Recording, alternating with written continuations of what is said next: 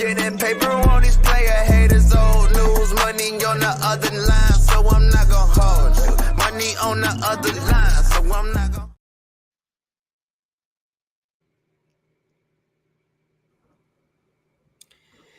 Ladies and gentlemen, welcome back to yet another edition of I'm Not Gonna Hold You, man. It is your guy, Scott. It is Friday, October 20th, 2023. We are live here from sunny Los Angeles, California, man, getting y'all ready for another edition. Y'all know to follow me on Twitter and Instagram at Barberchair Scott. Follow the Barberchair Network at BarberchairNet on Twitter and Instagram, man. Subscribe to the Patreon, patreon.com/Barberchair Network. We're going to have some real exciting news, regarding the Patreon. So look out for that on Monday. We've got an announcement on that. Things is going to be happening for that. So stay tuned for that, man. I've got Mikey and Dante. They'll be joining me shortly.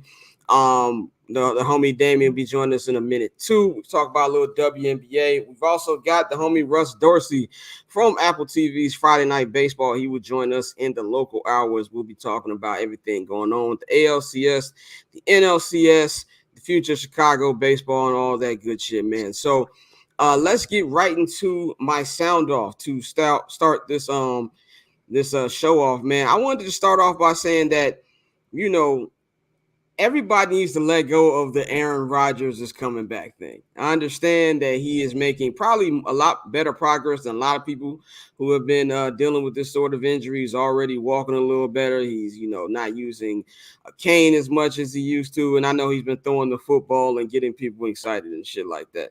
I'm not saying this is a guy who hates Aaron Rodgers. I'm saying this is somebody who's a fucking realist.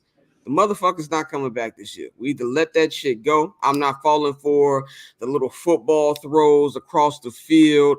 All that's for show. I'm pretty sure when he gets back into the locker room, that motherfucker is still on fire. He's still very much hurt. So I understand that the Jets are playing better right now. The defense has been playing better. Zach Wilson has been doing things that's at least keeping them in the game and not losing the game for them. But let's pump the brakes on any and all Aaron Rodgers comeback talks. It's an Achilles. I think at the absolute best case scenario will be 6 months that he'd be out.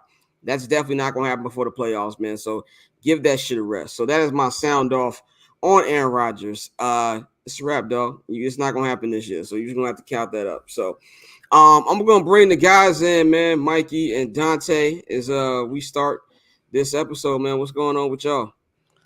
Chilling, bro. And just to your point, like, he tore his ACL. He didn't have fucking Tommy John surgery. Like, him throwing the football should not be exciting to anybody right now. So, like, he tore his Achilles. Not the ACL would make more sense. That's right, my bad. Yeah, he tore his Achilles. Like, he didn't have Tommy John surgery. Like, him throwing the football is not breaking news, bro. So, yeah, but you know how that guy does. I just find it funny you waited till Courtney was off today to talk that Jet shit. I find it really funny. Yeah, we can only talk about Courtney's Jets when she's not here. One thing, we got a new segment we're going to be debuting next Friday on this glorious show. So I have a cousin of mine who I love dearly. He's a family member, obviously. This nigga, he has a lot of ridiculous takes, to say the least. But I thought, what better than to have him come on here every Friday and just say those ridiculous takes on there, and we argue with him, man. So for anybody who is aware of this, my cousin Dan will be joining us each and every Friday for about 5 to 10 minutes as he tells us all the ridiculous shit that's on his mind. And we're going to actually combat him with a little thing called logic and actual sports knowledge. So it's going to be very interesting every Friday. Cousin Dan segment. Look out for that next week. So that's going to be very entertaining to have for everybody to be into, man. So let's just get into our first topic, man. As soon as we get Damien's camera right, man, we gonna bring him in so we can talk about the first segment of the show, which is that the Las Vegas Aces are repeat WNBA champions. And here he is. Damien, can you hear us? Yeah, I hear y'all. Okay, you are in traffic doing something. But anyway, the Vegas Aces won back-to-back couple nights ago, man. So I thought it was only right to bring you in here. You are a resident WNBA expert. Tell us what you feel about this, accomplishment for them, and everything that happened with this season, which I feel got a lot more play than usual as far as publicity. All right, first off, I had to pull off the freeway, and I'm in a neighborhood with a lot of niggas with face tats, so I ain't gonna be on here for too long.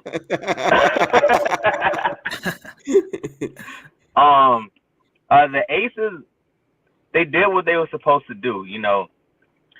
Everyone made the big deal about them getting Candace Parker, but she played half the season.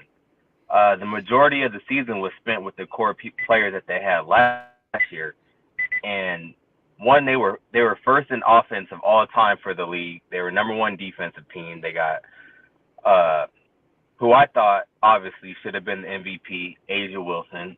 They got the repeat defensive player of the year, Asia Wilson. They had the sixth woman of the year. I mean, the team was stacked, but the team is more like how the Warriors were built.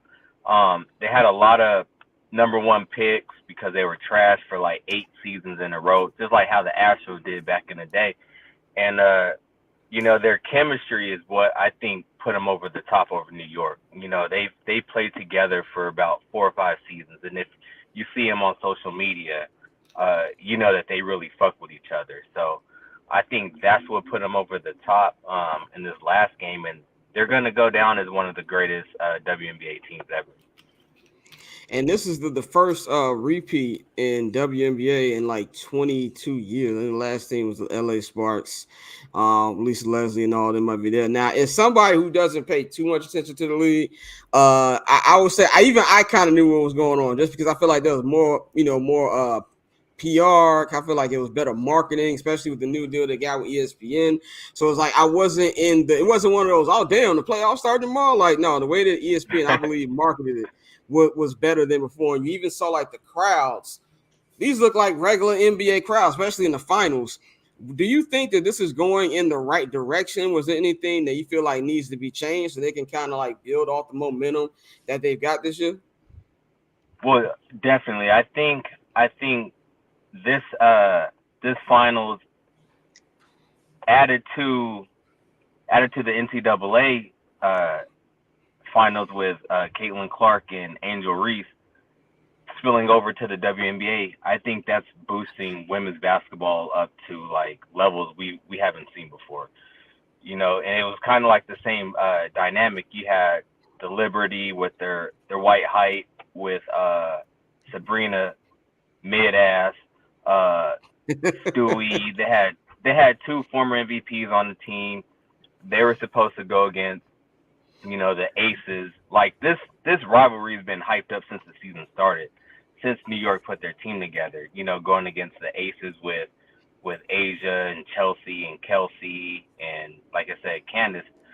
So I think this year in women's basketball is like gonna shoot it up to like levels we definitely haven't ever seen before.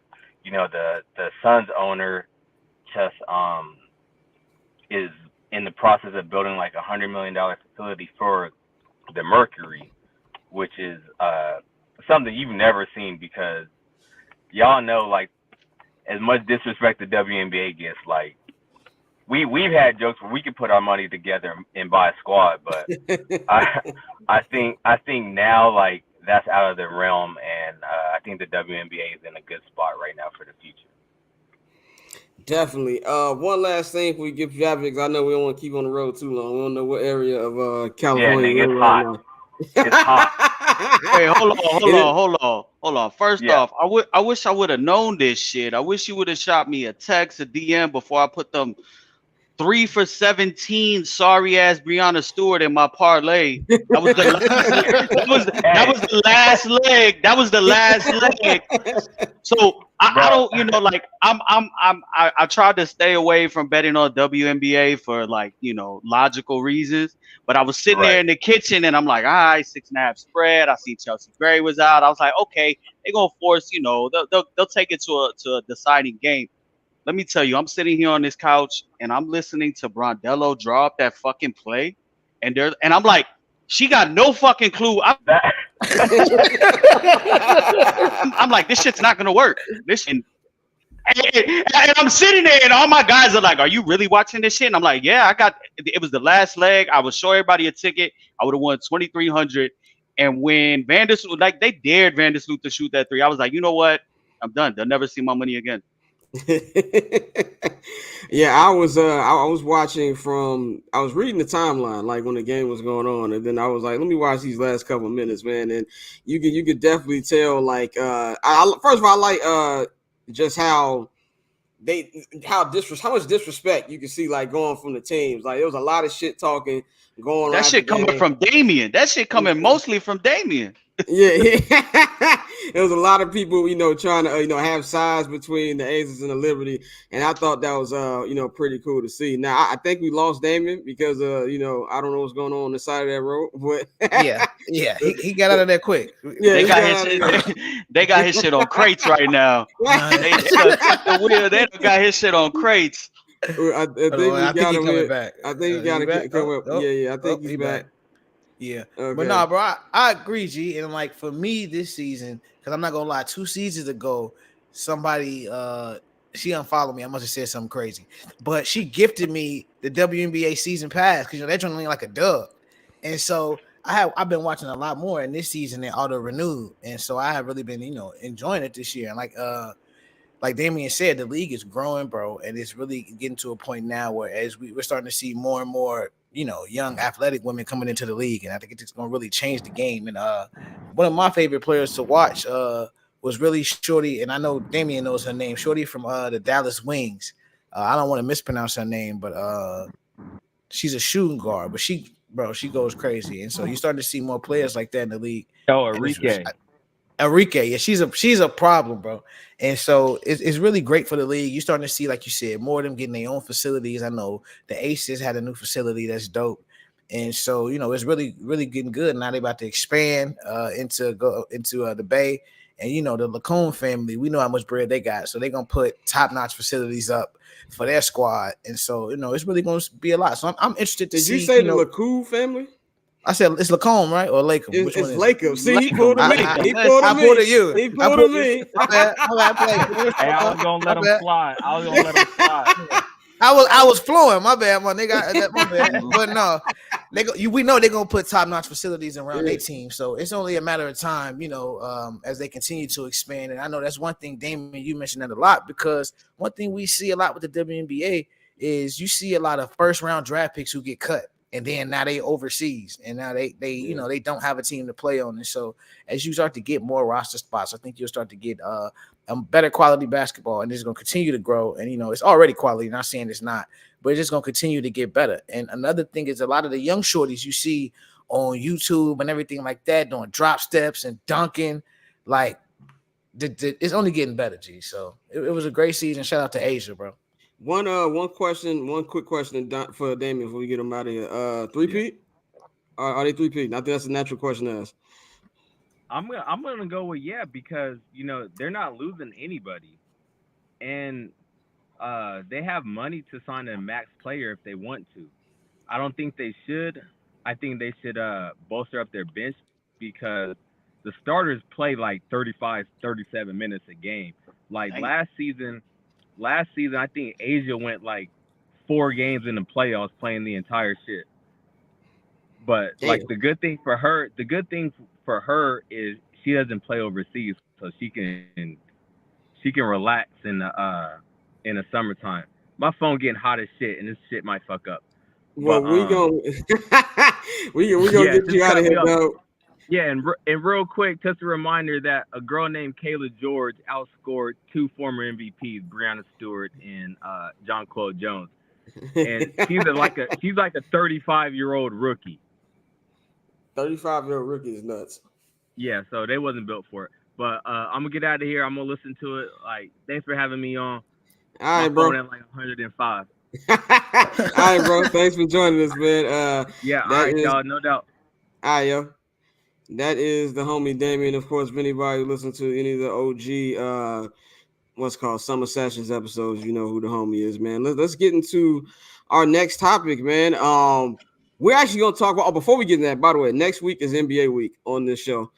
We will actually be talking basketball. We've got the homie Pavi will be coming on Monday. We're going to preview the NBA season. And I've got my homie, my dog, Big Waz from, the Athletic, from the Ringer. He's going to be on next Friday as we'll talk about the first couple nights in the NBA so far. It's always good to have my dog on there. So a lot of NBA talk next week in general. So let's get into that. But first, we're gonna talk about some college. Yes, NCAA Scott era has begun. It's terrible. I have finally arrived here. I've been watching a lot of college football over the last, really since the season, since the first Colorado TCU game. I was like, no, I'm gonna start watching the other shit too. So I am not as knowledgeable as probably my two co-hosts here, but I'm getting there. As far as where I think I should be. As far as knowing who I need to be knowing about. But we're going to talk about the three main quarterbacks that's being talked about right now, man. Caleb Williams, Drake May, and Michael Penix Jr. And by the way, Desmond Howard is still and probably got to be in the Paul's chamber for the what he said on College Game Day last week. He needs to be arrested. Yeah, he needs to be arrested. He was really tweaking with that. He was tripping on that, man. But I think, all three of us, we have invested interest in this because we're Bears fans. And don't say that. Don't say that. Don't you do it. Don't you do it. We're Bears fans. I told you. We're Bears fans. The two of you have interest. No, you have interest too. Dante doing that thing where he act like he don't care. Your ass got Desmond Ritter. Chill. You got a little too much dip on your chip right now. You know what I'm saying? No. Remember where you from. Don't get it twisted, G. I will never be a Falcons fan, but right now, like I told y'all, bro, I'm checked out. Like they in the same box as all the Jerry Reinsdorf teams. Like until I see it, I'm not finna sit here and look at no scouting reports. I don't care what quarterback they get. They gonna fuck it up. Like until you show me otherwise, until we get a coaching staff in here that we know can develop a quarterback, until we see some things change, bro, y'all got it. I mean, it's hard to argue against that. I mean, we've been seeing this for our entire lives. I'm gonna be, I'm 34. Scott, your birthday coming up. Dante, you coming up. We all pretty much the same age, and they are gonna fuck it up. I mean, but I am interested because I think right now where we stand and going into week 7, I think the tea leaves are starting to fall that. The Bears are going to lean heavily on possibly taking a quarterback with one of those two picks. It might not be the first pick, might not be the second pick. We got to see where everything falls at the end of the day. But I'm definitely, watching those three. I think right now, Michael Penix Jr. is in the lead for the Heisman. Caleb Williams was trying to be only the second player ever to repeat as back-to-back Heisman Award winners, and Michael Penix Jr. is making a name for himself. Drake May is looking really good out in the ACC. I believe UNC is 6-0 or 7-0. So, they're going to be all three of them will be playing in big games. I mean, tomorrow, we got a back-to-back big games for USC. They stunk it up against Notre Dame, and now they come back and they have a conference game with Utah, where USC is favored by a touchdown, but Utah can present some problems. So, it's fucked up, but this is where I'm at. My attention has shifted to Saturdays, and it's waned off from Sundays. Yeah, I mean, I feel like, of course, we all know the Brad Biggs report. And we'll get more into that, during the local hour. But the Brad Biggs report came out today about, the Bears are going to be looking for quarterback if they do get the number 1 pick, which I think you can pretty much put 2 and 2 together. Now, I have been I got sources who told me that pump the brakes on that. That's not 100% what was going on with that article. I'm not going to say more than what I can say, but let's just say that, not to say that the Biggs is wrong in his reporting. Biggs is very, very factual in his reporting. There's anything I give Biggs, he doesn't write bullshit. There's one thing we said about Biggs. He's very great at his job. He knows what he does. But I was just also told that it's not like set in stone that they're 100% moving away from Justin Fields. But I think if you're looking at, these 3 quarterbacks here, man, I think the number one thing, I got to give credit to Mikey. I got to give credit to my homie Sean. When we think about Drake May, you think about a North Carolina quarterback, what's the first thing that comes to your mind if you're a Bears fan? Mitchell David Trubisky. And I was just instantly like, I'm not dealing with this white quarterback from basketball school. But then I went and did a little more research, and I will be watching him going forward for the rest of the season. This dude is not Mitch Trubisky. He's a very accurate passer. He's taller than Mitch. He has a great deep ball, pause. And he looks like he has more control of the offense. And of course, like, remember, Mitch wasn't starting when he first got to North Carolina. Drake May is. This team is winning because of him, not because of other things. I feel like that's something to look at from here on out. Michael Penix Jr. had a great game last week in a very competitive game against Oregon. I'm going to be watching him for the rest of the season. Like you said, Mike, he's probably like the leading candidate for Heisman. But, you know, as much shit as we talk, but I feel like Caleb Williams is under the spotlight, and rightfully so, with all of the hype that's around him, all the different with media coverage. And I'm not going to get off. I'm not going to, cancel the kid because of, he had a bad, outing on last Saturday. But I will be paying attention to the rest of the games. That's a very tough schedule. USC got a very tough schedule. So not only is Caleb fighting, to continue to have his draft stock look good, but also his team is fighting to still make it into the playoff, to get them a game. So I feel like that's going to be something to watch for the next couple weeks. And so it's fucked up as Bears fans that we already here on week 7, but I do feel like it's more than just a Caleb Williams race right now. Yeah, no, I can agree with that from the standpoint of the quarterbacks. When you look at everything, all things standing, Drake May is, as like you said, as Bears fans, the first thing you see when you see number 10 for North Carolina is Mitchell Trubisky. But when you hear about his background, being from an athletic family, just the way he prepares, everything he's done up to this point, and the success, like you say, he's 6'5". He's mobile. He can move around the pocket. He has a rocket arm. So he has everything you would want from a quarterback. Michael Penix Jr., same thing. You hear about his work ethic, how he, eats, sleeps, breathes football, and like he really just wants to go out there and go get it. We've seen everybody rave about Caleb and everything he's done since he was, 16 years old at all the camps and everything. So it's definitely going to be an interesting conversation. And I think, like, I didn't want to do this, like I said, but in terms of the Bears, when you have 2 picks, I look at the Houston Texans, what they did this year with CJ Stroud and Will Anderson. Yeah, and so you look at the left tackle for Penn State, you look at Marvin Harrison Jr., you look at a lot of possibilities for them to do some things, So I agree, obviously you want to, everybody's keyed in on Caleb, and rightfully so, just based off everything he's accomplished. But I think in terms of college, you also have to know, everybody's not going to be that hit, immediate hit. And when you put that on somebody and they don't come out and succeed, and how do they respond to that? And so, he's been, he's been catered to in terms of Lincoln Riley building the system around him and always, being there for him. So when he's removed from that, how does he respond? How do we react? So it's something to think about with every quarterback. But I mean, as far as the Bears, you look at the Texans, and I think that should be a blueprint. If you do decide to go away from Justin Fields, you have an opportunity to get a, potentially franchise-changing quarterback as well as another cornerstone at a key position. Yeah, no, I agree with you 100%. And I think, we need to pump the brakes on the generational talk. I think that's one of the number one words that gets thrown out there. And in every sport, generational talent. Victor Wembanyama, generational. Caleb Williams, generational. You got to look at what are you critiquing that off? What are you basing that off? He played terribly against Notre Dame. He also played great against Colorado. I think when you're scouting these guys, you got to take their best game, throw it away, take their worst game, throw it away. And the truth is somewhere in the middle. I think the Bears are starting to, as Bears fans, we're seeing that with Justin Fields. Yeah, he looked great the last 2 weeks, but those are the outliers. You throw those away and you look at the whole sample size. The eye test never lies. So, the Bears, regardless whether we want them to give up on Justin Fields or not, whether we agree with it, everybody has their own, thinking when it comes to that situation. The Bears are set up in a perfect situation to take a quarterback. This is what Ryan Poles did last year. This is what the extra lottery ticket that he provided himself by trading the number 1 pick to the Carolina Panthers and recouping a number 1 this year. So you just have to watch these guys over the next couple weeks. And I think from here, we're going to start to see, what you like. If you like the Justin Fields type of player with the ability to maneuver in the pocket, it's definitely an instance. We out here vibing over here. Somebody, we vibing over here. Yeah, I was like, what the fuck is that?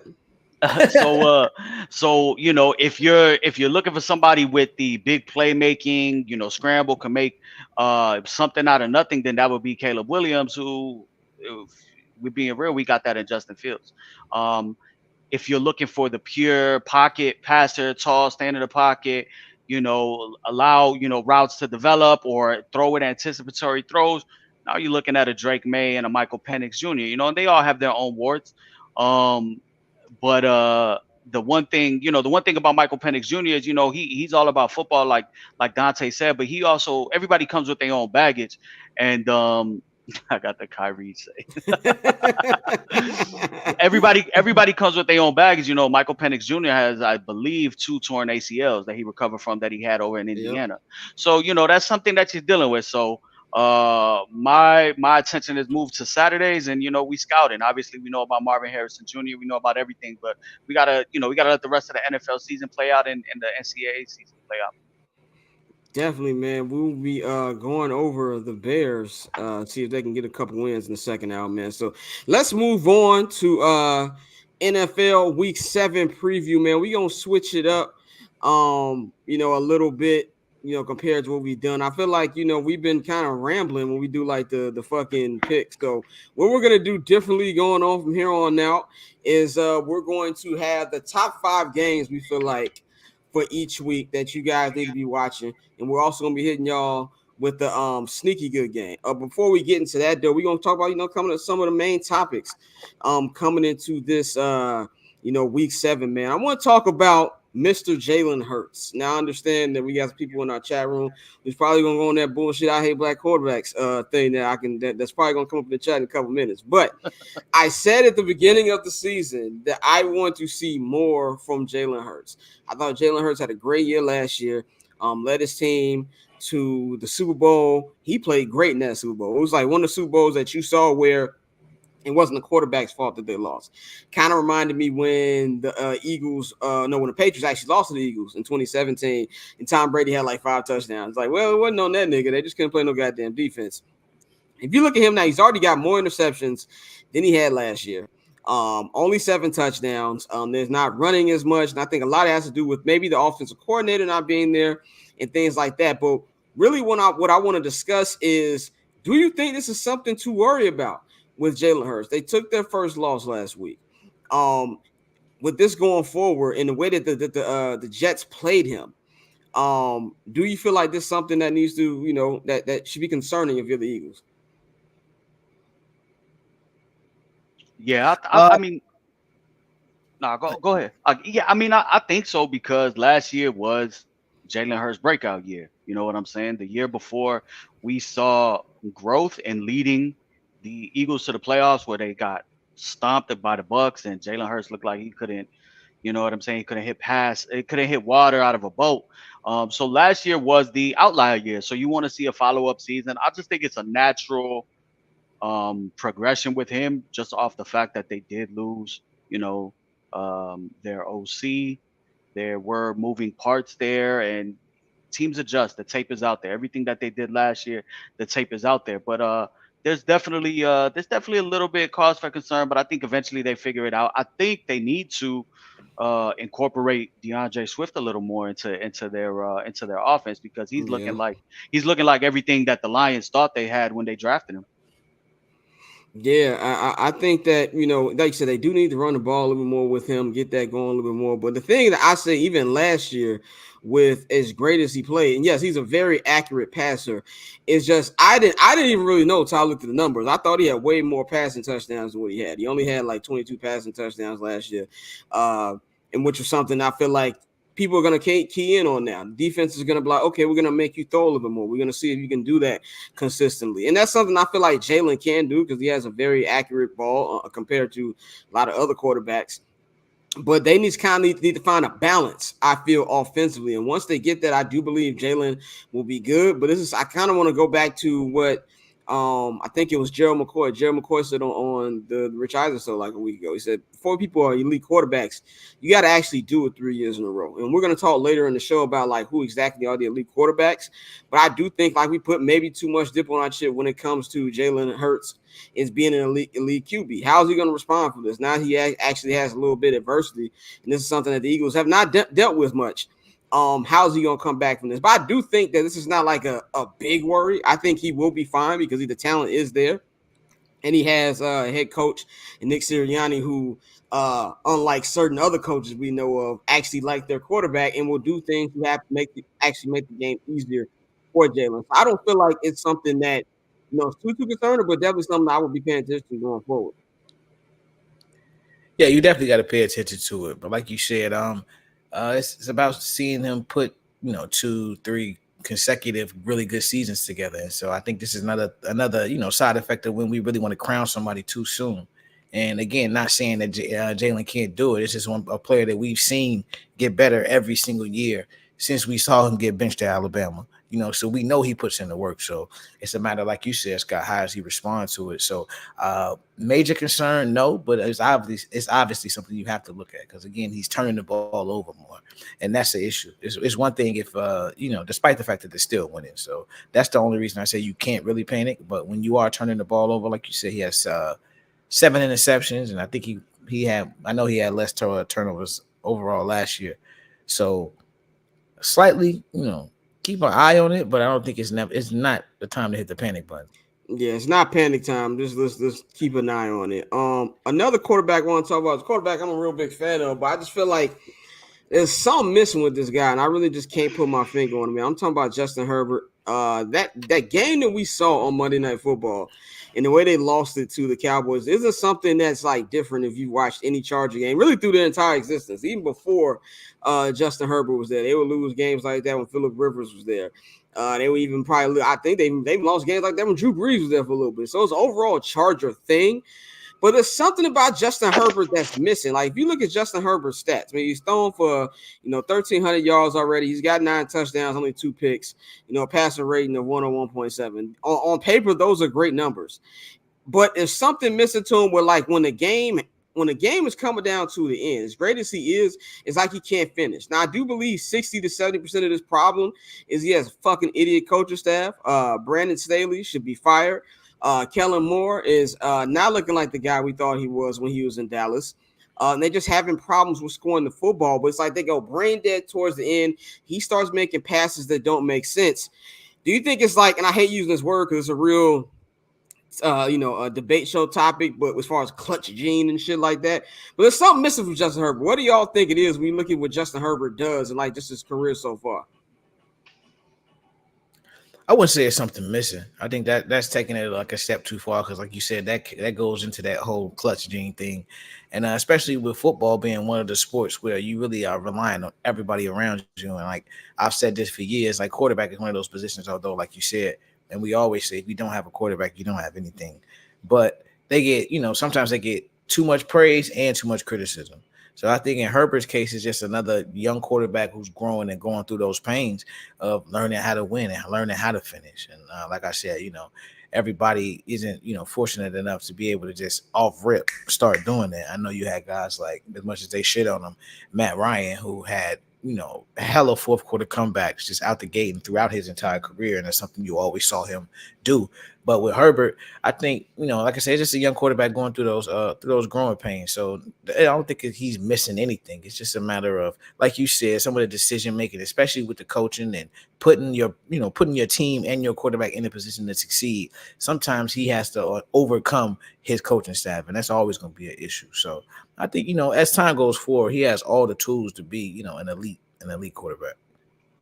Yeah, that's always going to be an issue and a detriment, especially to a young quarterback. I agree with Dante. I don't think there's anything missing. If there's one thing that's missing, I guess it would just be consistency. He's good for 3 to 4 amazing throws a game. And then as we saw on Monday, he's good for 3 overthrows that you're like, what the fuck? Like if you hit those, it tilts the balance of the game in the favor of the Chargers. So he's just a young quarterback growing. I think, honestly, they need to develop more or invest more into their skill position players. I was never a fan of the Quentin Johnson pick. I thought it should have been Zay Flowers or Jordan Addison. At the very least, they need somebody that can do the opposite of what Keenan Allen does. They need somebody that can get that yak. They need somebody that can get open and break down, and break down the defense, get to the open spot, and be able to make plays. So it's just a growing pains. I believe Brandon Staley will be fired this year. Anything short of them winning a playoff game and advancing, I think he'll be fired just because the heat is on him right now. I believe the proof is in the pudding with a lot of questionable calls. I think he honestly left about 5 to 6 wins, in his tenure there on the field and situations. If he would have made the right decision, that could have put the franchise and that team in different predicaments. So Justin Herbert's fine. He's young. He's going through it. It's just right now, this is a league that's starved for great quarterback play, and we're not really getting it. Patrick Mahomes is Patrick Mahomes, but he hasn't really been Patrick Mahomes this year, So we're really just starved for great quarterback play, especially the GOATs are gone. Brady's gone. Manning is far gone. What's his name? Ayahuasca boy's down with an Achilles. So it's up to the new generation and to the young guard. And while they're figuring it out and learning on the fly, they are going to make mistakes. Yeah, I agree with that, man. I think also too is like when I don't think we really appreciated how good we had it at the time, like with all those elite quarterbacks at one time. You had the Bradys, you had the Mannings, and even guys who were elite but a little lower than them. Obviously, you had the bathroom bins. We're talking about just strictly on the field, by the way. With how good he was. Phillip Rivers to an extent. You know what I'm saying? Like you had these other guys who around, even like at the beginning of the 2000s when, you still had Steve McNair. Steve McNair was still winning MVPs like in 2003. You know what I'm saying? So I don't think we knew how good we had it. It's kind of like, I feel like something we're going to be seeing in the NBA real soon where it's like, who's going to be the next guy? Like obviously the NFL has found their guy, which is something that the NBA is still trying to do. It's obviously Patrick Mahomes, but who is going to be this guy's contemporaries outside of like a Justin Herbert? So that's why I want to talk about like who are like, how many like actual elite quarterbacks do you guys think are currently in the NFL? Because for me right now, if we want to be just strictly off elite, like my life is on the line, I'm counting on these two. To me, it's only two guys. It's Patrick Mahomes and it's Joe Burrow. I don't really know if there's anybody else who I would call an elite quarterback right now. No, I can definitely agree with that, bro. And it's kind of like the term superstar in the NBA. Like it gets thrown around so much, and the reality is it takes a lot to be elite. So, in terms of just having that it factor, he's been banged up. So I can't say Aaron Rodgers, but Aaron Rodgers, was elite when he was active and playing. But I would agree right now it's Joe, it's Pat. And, as much as he, turns the ball over, which he needs to get a hold of, I still think Josh Allen is teetering on that elite category. I think he has the potential, has the skill. It's a matter of, just actual execution. So, I mean, I think those two really are the cream of the crop in terms of elite quarterbacks. It's Tua. Oh, okay. It's Tua. You putting Tua Uso in there already? Nah, I'm fucking with y'all. Oh, okay. Nah, I'm fucking with y'all. This Casamigos hit it right now. No, it's really Joe Burrow and Patrick Mahomes, and like Dante said, Josh Allen. Any given day, they're capable of putting special throws on the field and carrying their team. Those are guys that have proven you can win because of them. Not, that it's kind of the argument that we're going through with Justin Fields as we watch a lot of these young quarterbacks. Everybody else needs everything to be right. We've seen Joe Burrow come in with one of the worst offensive lines in modern day history. He got sacked a ridiculous number of times, and they made it to a Super Bowl. So it's Joe Burrow, Patrick Mahomes, and Josh Allen, and then you have, you got to flip a coin. I mean, I think, and to me, that's the fucked up part of it. We actually got to think, but okay, maybe so and so can do this. Why do y'all think like? Because this shit a quarterback play, not just from elites, but just like in general, it's just bad. And first, I thought it was lack of preseason reps and things like that, but we're basically 2 months into the damn season. Like, I want to know, like, what the fuck do you think is, like, going on? I think, like, part of it, if you look at the Thursday night football game last night, I really think these offensive coordinators are too much in their head. Like, I feel like they're doing a lot of things that take their guys out of a rhythm, and it doesn't make sense from like a play calling aspect. That's got to be part of it. But what do you guys think is the main reason why quarterback play across the league is just so bad in general? I'm gonna be honest, G. I think it's really simple. Like DBs have gotten better, bro. DBs have adjusted to the rules, and now you got motherfuckers like Sauce Gardner who are, the size of small forwards. Scott has hijacked the controls, ladies and gentlemen. We keep pressing the button the same damn thing. Look, man. There you go. Go ahead. There we go, my God. Yeah. But no, you got people like Sauce Gardner, like I said, he's 6'3", 6'4", whatever, just tall, lanky cornerbacks out there who can cover these guys and really, make it difficult for these offenses. And to Scott's point, which I agree with, you have so many coordinators who now feel like they have to be the evil genius who's, scheming guys open. And then the reality is everybody's not Kyle Shanahan. Everybody's not, capable of that. And so it's a copycat league. And now you see time after time, you see all of these coordinators who, just swear up and down that they're the smartest person in the room.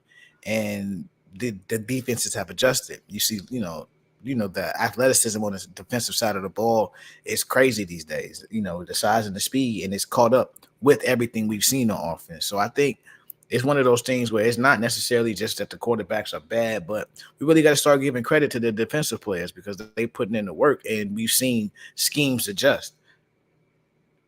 No, I agree 100%. The defenders have gotten better. You look at it, the majority of the first round DBs that get taken, they start from day one and they make an impact from day one. You look at Devin Witherspoon, you look at Sauce Gardner, you look at my man down in Houston on the Texans, Stingley. You look at Surtain over in for the Broncos. They get on the field and they start ASAP. But also, we're in the era of the young QB. This is the youngest the average starting age of a QB has been in the last 60 years. So we're dealing with young guys that are getting out there. Just look at this year. Anthony Richardson, before the injury, he was thrown out there to start. Bryce Young has started from day one. CJ Stroud is starting from day one.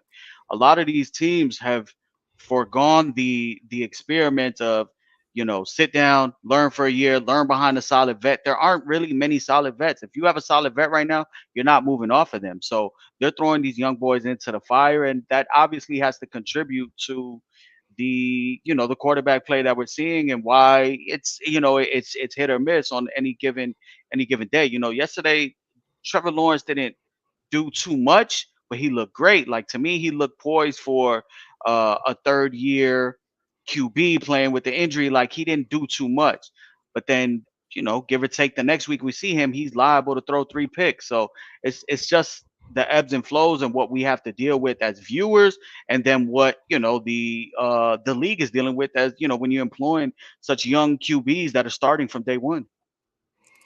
Yeah, I mean, I think that's a good take. I didn't think about. It's kind of like in the NBA too, where all the influx of young talent over there. And we had this conversation like on an old episode of Ball Don't Lie, Dante. We were talking about lack of role players in the NBA. Like, we used to know the role players, you used to know the Dale Davises, the deadlift shrimps, the Aaron McKees, the East Snows. Like, you don't really have those guys in the NBA anymore.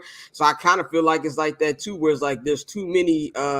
We don't even know who the really good quarterbacks are right now. And I do think that's a problem, but maybe it's something it will get better because these guys are so young, man. So let's move on to another young quarterback, somebody who's drafted pretty high 2 years ago, Mr. Zach Wilson and the New York Jets.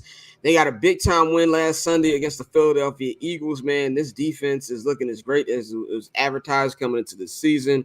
And Zach Wilson, the last couple games, I mean, he hasn't been great, but he's been doing enough to help them win games, man. So my question to y'all is, do y'all think that this model of winning, which is a real old school Chicago Bears way model winning, where your defense dominates, great running game, and your quarterback just don't lose the game, do you think this can get them a playoff berth in the AFC, or this is just some shit to make it entertaining while Rodgers actually heals up?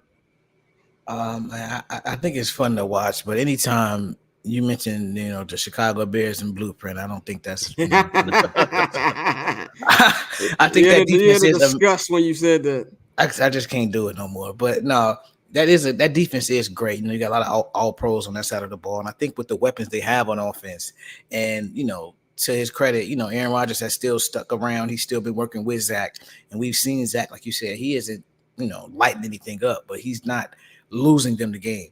And so I think, they'll stick around. They'll be that team on the side, the in the hunt. They'll be that. But as far as, actually making the playoffs, I don't think they'll make the playoffs. I mean, we know defense travels, and looking at their schedule, they have some games where they will be putting out the better product and on the defensive side where their defense could take over a game. They have the Giants next weekend. They face the Chargers and they got the Raiders. So they got the Giants and the Raiders is very winnable. Whether as long as Zach Wilson doesn't turn the ball over, they could lean on Brees Hall and their defense. They can win some games. You got games still down the road with the Falcons at home. You have a young CJ Stroud on the road in New York in December. You have Sam Howell, the Browns, the Patriots. So this is looking like a team that is very Chicago Bears-esque, where their defense might carry them. They're looking at maybe 8 to 9 wins as long as their defense remains at the elite level it is. But once they come to the playoffs and it's time to make throws, they'll fall short, and they'll say that it was a growing experience, a learning experience for Zach Wilson, and they're going to bank on Aaron Rodgers next year. But we grew up with it our whole entire lives. We know that there's only so much an elite defense can take you when your biggest liability is at the quarterback position. So I think they're going to be a frisky team where they will, like I said, they'll be able to pull off wins like they did last week against the Eagles, just off of confusing good QBs. Good QBs can be confused, from a week to week basis. And that's what they showed in Jalen Hurts. He had his highest turnover game in a while with 3 picks. I don't believe he had 3 picks in a single game all of last season. So as long as they stay healthy, their defense will keep them in it. But as far as actually winning anything of note come January, I don't see it. Yeah, man, I gotta agree with y'all, man. First, I want to apologize if any of the listeners or watchers, viewers hear a sound in the background. It's my punk ass neighbor decide he wants to fucking mow the lawn at 4:00 in the fucking afternoon when niggas is doing shit. So I closed the window. So I hope y'all don't hear it, but it is what it fucking is. But I would say I'm with y'all. I think that's kind of method don't work in today's NFL. I think it's enough to keep them competitive. If you're a playoff team, and you're like one of those teams that's on the edge, maybe you're a favorite and you're trying to get home field advantage, this is not a team you want to play, obviously. I think this does give a lot of flowers to Robert Salah and that full coaching staff over there. They're able to stay competitive even without their best player. But the AFC is just too stacked. I know it's been real middle of the road so far in this season, but there's a lot of teams I feel like that are going to get those 7 playoff spots. Of course, obviously we know the obvious teams and like the Chiefs and things like that. But even look at like the AFC North. I feel like that's a team that could get a couple playoff teams in there. Like whether it's the Bengals, every team in there, I feel like might have a decent shot, even with as mediocre as Kenny Pickett is. You can't really turn your nose up at a Mike Tomlin coach team. They might be in that hunt right there to get the 7th seed in the AFC. So I just feel like there's way too many teams that have better rosters and better quarterbacks than Zach Wilson that will get that spot. But they're definitely going to make it interesting. If you're a Jets fan, I know that's fucked up that you ain't got Aaron right now, but that's really all that you could ask for, man. So that's why I got to say about that Jet team. One last thing before we go on to the games that you should watch this weekend. Kyler Murray. We all thought that the Cardinals would be in full tank mode. I know before the Bears season just fell off the fucking wheels. I think we all thought that, they're going to easily get the number 1 draft pick. But they've already won a game. They've been competitive in pretty much every game they played. Now they got the news that Kyler Murray has come off the PUP list. He actually practiced this week. He will not be playing this week, but he said that the coaches and the staff are saying that he could be back as early as next Sunday, week 8. What do y'all think about Kyler Murray? You think is this a team that now they're like, we're not going to get this number 1 draft pick. Let's at least try to win some games now. I don't think it's about necessarily winning games, but it's definitely about allowing Kyler to get back into a rhythm and get back in the groove. Like you said, like we've seen all season, they've been a competitive team despite the losses. They've fought, and so now with a guy like Kyler, and you can say, what's your chances dwindling with both the Panthers being terrible and now the Bears don't look like they're gonna be ever that good. You evaluate and see what you got. Like my bro just said, you see where he's at and whether you do need to make a move because they're not gonna be that good. They're not gonna win that many games. So like you said, like we've been saying, there are still 3 quarterbacks that will be available. So as you see what you have with Kyler, you may want to go, toward that Drake May, Michael Penix route. So I think, like you said, it's about evaluating and seeing where he is and letting him get into that rhythm because we've seen what Kyler was and he had his flaws, but he was still a talent. And so, as much as we talk about trading people and just starting over, restarting that clock, that's still a lot of money to move. So I think it's going to be interesting to see what they do. So like you said, it's about, like I said, it's about really just evaluating where Kyler is and what you can do with him going forward. 100%. It's about evaluating him, especially off the injury. And this is a brand new coaching staff. This is a coaching staff that hasn't been able to coach Kyler Murray on the field. So you have to see what you got. Obviously, Kyler Murray is a former first-round pick. Kyler Murray signed a big extension. We know that he has big play capability. He just leaves a lot to be desired, and he hasn't taken that next step that everybody thought he would at this point in his career. So I think Dante brings up a great point too, as Corey Seager rips a double down the line. I think Dante brings up a great point too, is that they have 2 first-round picks. They have their own, and they have that the Houston Texans first-round pick. So they don't necessarily they can be, say Kyler Murray is not it, and say they make an offer that the Bears can't refuse, and they move both of those to get the number 1 pick. That's a possibility. Maybe they'd like a Michael Penix Jr. over Kyler Murray.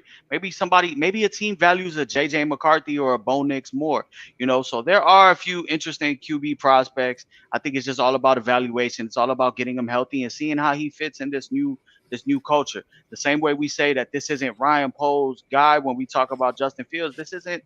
I believe it's I know his name. Is it Jonathan Gannon? This isn't Jonathan Gannon's guy. Jonathan Gannon took the job, but he took the job knowing that Kyler Murray would more than likely possibly be out for the majority of the year. So we'll see. Obviously, I'm a fan of Kyler Murray. I think he has his limitations, but I really am a fan of him. So I can't wait to see him get on the field. And I think with him on the field, they will win some more games. So that will only help the Chicago Bears. Yeah, I agree with both of y'all saying. I do think it's evaluation. Like our man Alex said in the chat, I think it's evaluation. To get Kyler's feet wet again, get him back playing football, and I think Kyler Murray is a much better quarterback than people give him credit for. Man, I think we don't like the theatrics that come with Kyler. I mean, he came into the league, kind of in like a diva type way, and I wouldn't even say it's wrong because we forget he's a multi-sport athlete. There was a conversation of whether he was going to go to the Oakland A's. Like there was a legit conversation before he got drafted. So there was a reason why he was like, I guess, like as picky as he has been. But this guy, he's a good quarterback. He's a good quarterback. I'm not gonna put nothing against him because he was paired up with a dickhead head coach and Cliff Kingsbury, which had never been hired to fuck begin with. But I do think, I forgot about the draft picks, like you said, Mikey. This puts them in a good position where they're like, we can still out there win games. If we do decide to trade a Kyler Murray or trade these picks, we can at least boost Kyler Murray's trade value in the meantime if he can go out there and play good football, man. So if anything, I think this is just, like you said, evaluation going forward. So I got a funny Kyler Murray story too, and also Adolis Garcia just sent fucking Justin Verlander shit to Midland, so it is now 4-2 4-2 Rangers. But I did a shout out to my man Kevin Murray. That's Kyler Murray's pops. I helped him out when I was working at Nike back during the Super Bowl when the Chiefs played the Niners down here, and I was taking care of him the whole weekend. And funny guy, man. It's funny the outside perspective of people that are not from Chicago and that are not diehard Bears fans, because I told him I was a Bears fan, and the first thing he said is, man, them motherfuckers are racist. This was obviously before we had Justin Fields. But he's like, man, them motherfuckers are racist. They will never have a black quarterback. They will never succeed with a quarterback. Obviously, we take Justin Fields, the year later, but I just find it funny the perspective of outside people have. And, this is the father of somebody who, went number 1 overall as a quarterback. So shout out to my man Kevin Murray. He's a crazy motherfucker, but I can see where Kyler Murray gets his confidence from. Shout out to Kyla's pops. Also, shout out to Courtney in the chat who was using her PTO today. She said that she just screamed in the store after that Adolis Garcia 3-run home run. Man, we will have Russ Dorsey in the second hour. We'll be talking about both championship series. Man, let's get into one of the most popular segments on this show that all y'all have been in tune with. Man, that is Mikey's weekly parlay. We eventually gonna get you some theme music, my guy. I was just about to start humming some shit. Yeah. Last week, right? Last week was ass, so I don't need no theme music, man. But hopefully we could get right this week. I like a couple games this week. I think we have some good get right spots. So for this week, for the I'm not gonna hold you parlay, we're gonna run with a 4-team parlay. 2 of them are gonna be money line. So we're gonna take the Seattle Seahawks to beat Kyler Murray's Arizona Cardinals. We're going to take the Philadelphia Eagles to bounce back on Sunday Night Football and beat the Miami Dolphins. And we're going to take an alternate spread. So we're going to take the Bills, who are currently favored, I believe, by 7.5 over the New England Patriots. We're going to take them minus 6.5. And the last leg will be on Monday Night Football. We're going to take the San Francisco 49ers to get right against Kirk Cousins' Minnesota Vikings. So we'll take an alternate spread on that as well, minus 6.5. So that's Seahawks money line, Eagles money line, Bills minus 6.5, Niners minus 6.5. That's plus 552. 100 to get you 552. I also love, it's my game of the week. I love the Sunday night matchup of the Philadelphia Eagles and the Miami Dolphins. And we have 2 player prop bets for that game. I love AJ Brown over 5.5 receptions. He's cleared this in 5 of the 6 games that he's played so far this season. The Dolphins have given up 6 or more receptions to opposing number 1 wide receivers throughout the season. So 6 out of 6 games that they've played. And then I love on the other side of it, if we're gonna get a little AJ Brown action, I gotta mix in the cheetah. Tyreek Hill over 6.5 receptions. He's cleared this line in 4 out of 6 games. He's on pace for a monster season. The Eagles defense has given up 7 or more receptions to opposing number 1 wide receivers this season. So I love those 2 plays. So let's try to get some money this week, and maybe next week I'll be on a jet ski or some shit. Maybe next week you'll be on the Jets. We know every week it's a different thing. You know, you're gonna be high, you're gonna be up. That's why I don't gamble. But we're gonna get into the last segment of our first hour, man. We're gonna talk about, instead of going over the full NFL schedule, we're gonna put our I'm not gonna hold you top 5 games to watch. These are the 5 games we think are the most entertaining, and then we also have 4 games we think are the most entertaining, and 1 is a sneaky good game. So I'm gonna start with my sneaky good game of the week. I think that is the Tampa Bay Buccaneers taking on the Atlanta Falcons. This is a NFC South division matchup. Just off that, it's gonna be entertaining. Baker Mayfield has actually played a lot better than I expected. That Buccaneers team I thought was gonna be straight up ass. Now they're not good. I'm not sitting up here acting like this is a good football team, but they hang around. They're able to make games a fight. That defense has been doing a little thing, and Baker Mayfield has actually been playing pretty decently, man. So you take that up against the Atlanta Falcons team, who, you know, of course, their quarterback, Desmond Ridder, is hit or miss. They're coming off 2 losses in a row, but they've got a really good defense. They've got a good tight end in Cal Pitts. You've got Bijan Robinson. He's been bodying. So I feel like this on top of everything is going to be very competitive, because if you're the Atlanta Falcons, you don't want to lose 3 in a row. You know what I'm saying? If you're Tampa, you want to stay in this race as well. So I feel like this one's probably like my sneaky good game of the week. What do y'all think about this game?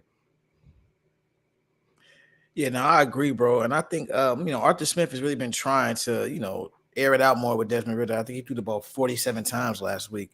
And my thing is, I feel you on that, but at the same time, you drafted Bijan for a reason. And, you've been known for running the ball. You still got Tyler Algier, who's one of the best, second backs in the game. He was a 1,000-yard rusher last season. So, I mean, you have, the capabilities to run the ball, but lately he's really been trying to force the issue with Desmond Ridder. I don't know if that's just more so trying to speed up the process and seeing, all right, let's see what we got with this dude, or just more matchup based. But I think with Bijan, they lost the game last week. Bro was spread out wide running a fucking slant. No, bro. So I think it's gonna be a good game. Like you said, the Falcons, like I said, I really like their defense. I like the secondary a lot. And Baker has played well. So I think it's gonna be a good game. And the NFC South, quietly, that division has been entertaining for the past, damn near decade. Like, they may not have, the best records in the league, but they do beat up on each other similar in a similar fashion to the NFC East. But yeah, I think that's gonna be a good game, and I probably I got the Bucks winning that one. Yeah, I'm gonna go with the Bucks on that one too. Yeah, I'm loving the Bucks in that game too. I believe I agree with Dante. The Atlanta Falcons have a sneaky good secondary. I know, like you said, I believe they got Jesse Bates, they got AJ Terrell. But you're going up against Chris Godwin, Mike Evans. There's plenty of room for those wide receivers as long as Baker Mayfield could get them the ball to make plays. So a sneaky good game. I'm gonna ride with the Tampa Bay Bucks in that one. Another game, a number 2 games to pay attention to this week, man. We got a big matchup, man. We got the 5-1 Detroit Lions. I can't believe I just said that. The 5-1 Detroit Lions taking on Lamar Jackson and the Baltimore Ravens. That's going to be a good matchup because I just feel like how great this offense not just the offense. The Detroit Lions been great, period. Like, I think it's to the point where we got to stop talking about, oh, they're NFC North contenders. No, these niggas is NFC contenders, bro. They're playing the way they're playing. They believe everything that Dan Campbell is preaching. That defense has been lights out. Aiden Hutchinson looks generational. The running game has been good. Dave Montgomery is out for this game. So that means the rookie is Gibbs hurt or is he still playing? I don't know if is he on injured too. I know Jahmyr Gibbs will be full go. Okay, Jahmyr Gibbs will be full go, so they can play the youngin a little bit more.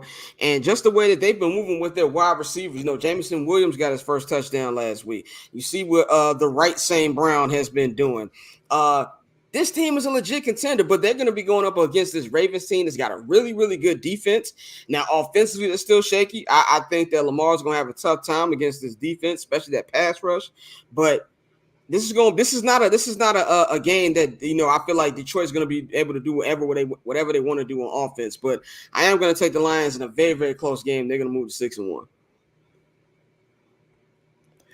Yeah, I agree. I'm going with the Lions as well, and I think this is one team that you talk about blueprints. This is who the Chicago Bears should be looking at, bro. Yeah. Like, they built this team from the trenches out as opposed to the opposite. And so, for years we talked about, this preseason, hyping up the secondary and what we expected to see from them and all of that. But the reality is, though, the game is won in the trenches, and Detroit is very, very, very well equipped on both sides of the ball. So I agree, but I think this is a game where they're going to get really physical with the Ravens. I know the Ravens have a really nice offense, but bro, I'm gonna rock with Detroit, and I'm gonna go Lions by 10. I think they're gonna really, again, I'm with you. I think this is a team that's not only an NFC contender, but they're a Super Bowl contender. Yeah, and Zay Jones is out too for Baltimore, so that's a big loss for them. Yeah, I'm actually riding with the home team. I'm riding with the Baltimore Ravens. I think this is obviously a good measuring point for them, but the Lions are coming in, and the Ravens are gonna, it's a style. The styles are gonna match. I think the Ravens are gonna commit to trying to run the ball and getting Lamar out the pocket, obviously with Aiden Hutchinson running after him. But I believe the weakest part of the Lions team is their secondary. I still believe they should have taken Devon Witherspoon or Christian Gonzalez over Jahmyr Gibbs this year. So I think there is room for Lamar to exploit their secondary. I look for a big game from Zay Flowers and from Mark Andrews over the middle. So I'm going to ride with the Ravens and what's going to essentially come down to a Jared Goff pick. I mean, we haven't had a Jared Goff pick in a minute, so that would definitely be throwback. Jared Goff is rewriting his whole legacy right now, man, and that's something where this might end up being a trade that works for both sides between them and the Lions and the Rams, man. So that's going to be interesting to see play out. My third must-watch game this week is a AFC West matchup between the defending Super Bowl champion Kansas City Chiefs taking on a team we just talked about earlier, I was about to call San Diego, the Los Angeles Chargers. Justin Herbert. Every time these two teams link up, ever since Herbert has come into the league, it's been very entertaining games. Both games last year were entertaining, and I don't think this one's going to be any different. I think this is going to be a game where I have still not been impressed with either of these offenses, especially the Chiefs. We know how Matt Nagy gets down. I think it's going to be a much low-scoring game than we've seen before in prior Chiefs-Chargers matchups. And I'm actually going to take the Chargers. I think the Chargers will win a very, very close matchup. by field goal, something that, usually when you look at these two teams, is mainly like more of a 38-34 type matchup. I'm going to go 24-17 Chargers over the Chiefs this week. I'm gonna go Chiefs. I'm sorry. I'm definitely gonna go Chiefs. I agree. They have definitely been inconsistent so far to start out the season, despite the record. But I think this is one of those games where they can't get right. The Chargers are the Chargers at this point with their coaching staff, with their coaching, the way that they play. So I think they're gonna go out there. I think Pat's gonna have a really good game. And I'll go 24-14 Chiefs. Yeah, if you were asking me to pick a spread, I would take the Chargers and the points. I believe they're 5.5 point underdogs, but I still like the Chiefs to win. I believe this game is at Arrowhead, and this is the perfect opportunity for Patrick Mahomes. Patrick Mahomes is listening to us. He's hearing everybody say how Reggie they look throughout, outside of demolishing the Bears, they haven't really looked like the Chiefs that we've come accustomed to with him under center. Like you said, Scott, every time they link up, it's a great game. I'm going to take the Chiefs in a close game. I'm looking at a Harrison Butker field goal. I'm probably looking at 27-24. Yeah, that's definitely gonna be competitive, man. My game of the week, my number one game of the week, is our tribal chief Tua Uso, and the Miami Dolphins will be traveling to Philadelphia to take on the Philadelphia Eagles. Two former teammates, man, Jalen Hurts and Tua. That's gonna be an interesting little note there. We're gonna just pretend like they're the only ones, not bum ass Mac Jones. This is gonna be a good game because I feel like the defense for the Philadelphia Eagles can cause problems for the Dolphins. They will have their full complement of players back. Everybody's healthy, ready to go. Darius Slay, Carter, everybody will be playing this week. So, but also this is a game where Jalen Hurts, like we said earlier, he's going to have to put up points because this is exactly what this Miami Dolphins offense does. In order to beat them, you're going to have to slow the game down. You're going to have to do what that Buffalo Bills defense did early in the season, which they are much capable of doing. And this, as great as the Dolphins offense is, their defense has a lot that could be leaves a lot more to be desired. And I definitely think there'll be plays out to be made. I don't trust this Eagles offense currently to hang in with what the Dolphins can do. I think Tyreek Hill is going to have an amazing game. I think he really has a really good shot. To really step up and make plays. So I'm going to go with the Miami Dolphins in this one. You on mute, brother. Where this game at? This in Philly. It's in Philly, Sunday night.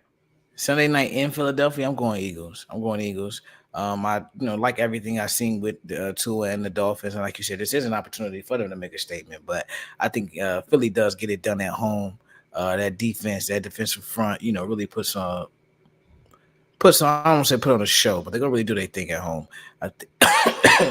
And so I'm gonna go.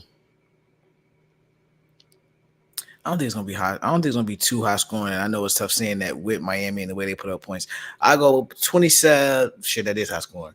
27-21 Eagles.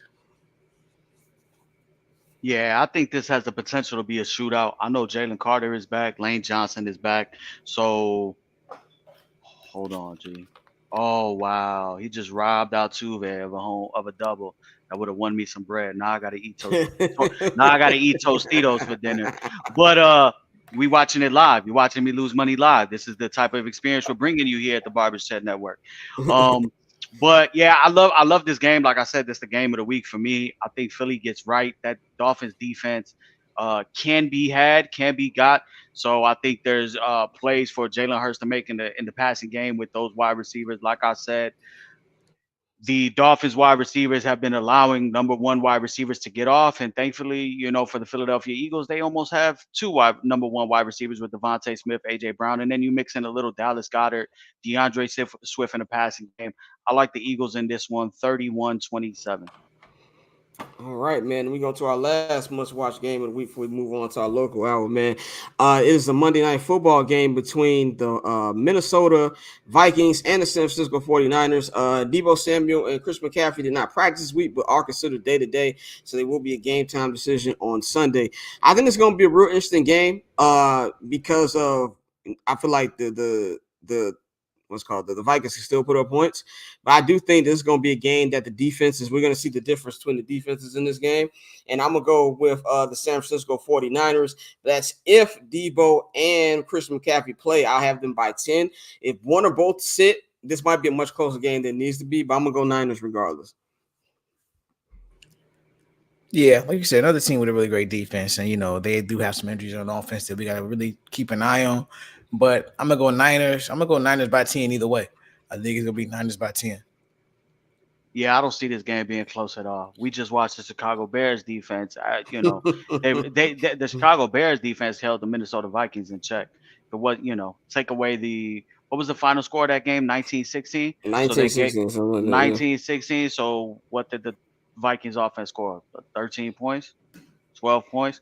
They didn't really do nothing there. Now you got the San Francisco 49ers coming off a loss on Monday Night Football.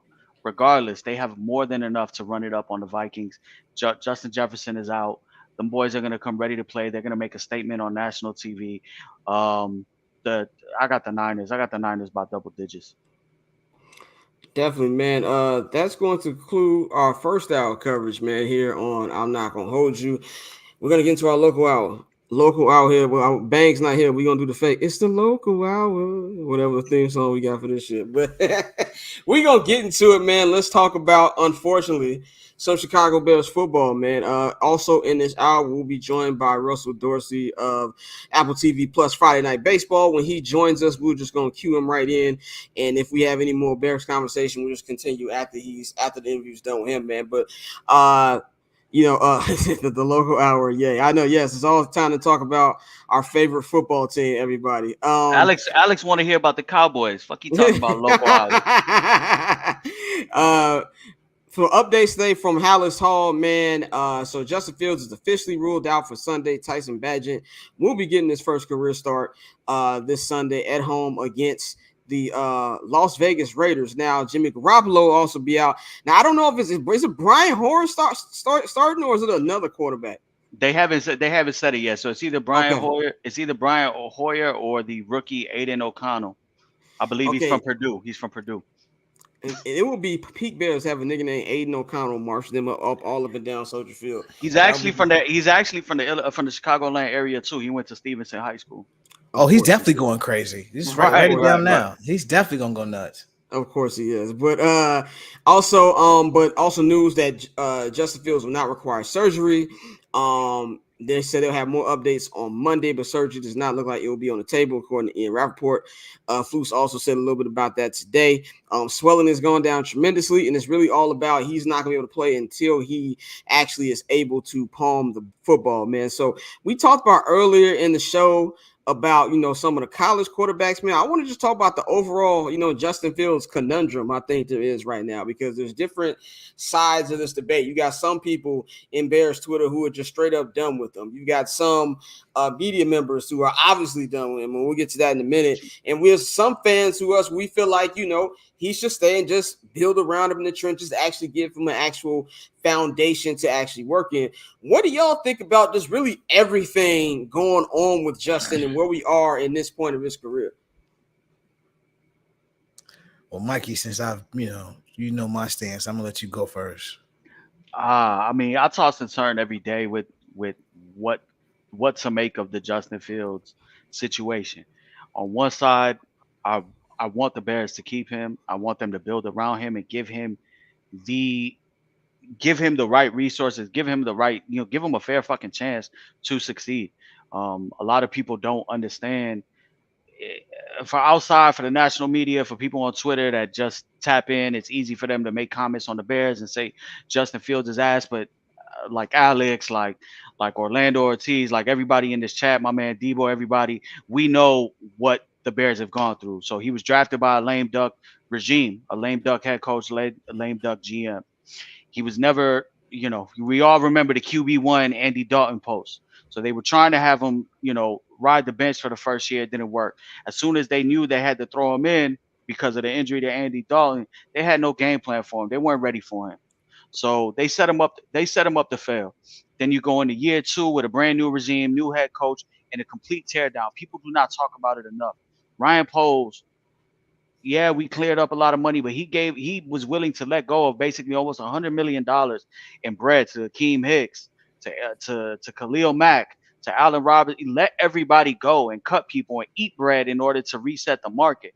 So now you have your second year quarterback in first year with a new system, with a first time play caller in Luke Getsy, with a first time head coach in Matt Eberflus, with a first time GM in Ryan Poles, with a lot of, you have Byron Pringle was one of our, wide receiver signings, Dante Pettis, the wrong St. Brown, and then Darnell Mooney. So I toss and turn because I don't feel like they've given him the right chance, but also I haven't seen out of Justin Fields enough consistency and the shit that he can control, right? He can't control a lot of that shit, but what he can control is getting the ball out quick, making the right reads, making the right decision, not holding on to the ball too long, knowing when to throw the ball away, knowing when to dirt it, knowing when to live another play. I mean, we've seen it again. This is the third year in a row that Justin Fields has to miss time because of injuries, and it's really been because of his decision making when trying to escape out the pocket. Last year when he got hurt against the Falcons, he could have easily threw the ball away. He didn't. He got tackled on the sideline, separated that AC joint. This year, I can't tell you what I said at the crib while I was watching that game, but I was furious. I was furious because it was over 7 seconds. He should have got rid of the fucking ball. That was a self-inflicted injury. I think we can all agree it was self-inflicted. So I believe in the talent. I believe in what we see around him, but I think at this point it's best for all parties if it's just a clean separation and the Bears just move on, because the Bears might not and they shouldn't ever be in a position again to have the number 1 and number 2 draft pick in the draft. You know what I'm saying? To be able to take a quarterback out of Caleb, whether it's Caleb Williams, Drake May, Michael Penix. We should not be that close in 2025. I agree. A smart organization would trade the number 1 pick, build the trenches, and go from there. But this ain't a smart organization, so why would you expect that? Yeah, bro, I agree. Unfortunately, it's to the point now where you need that clean break. Because I mean, how many quarterbacks have we seen go through the changes that Justin has gone through? Where if they do fire everybody, this would be what, 3 offensive coordinators in 3 years, or and three head coaches in 3 years. 3 and or what? His fourth. It'll be his fourth year. His 4th year. His 3rd head coach. 3rd OC. Right. Yeah, it's just too much, and too much for him to overcome when he already hasn't shown you enough of those flashes we asked about seeing at the beginning of the year. So, like I said, I'm gonna keep mine brief. I think it's just the conundrum is not much of a choice. If you're Ryan Poles, if you get to keep your job, you move on, you pick your guy, you get your staff, and you go from there. Yeah, I mean, to me, I think the cold hard truth is something that Bears fans just got to accept. Grown man bars are something you got to deal with, man. I think it's damn near 50-50. I'll probably say 60-40, but I'm kind of coming around to 50-50. I feel like it's bad coaching. I feel like it's bad game plan. I feel like it's, bad offensive line. It's bad everything. But Justin still does a lot of shit that a 3rd-year quarterback is not supposed to be doing.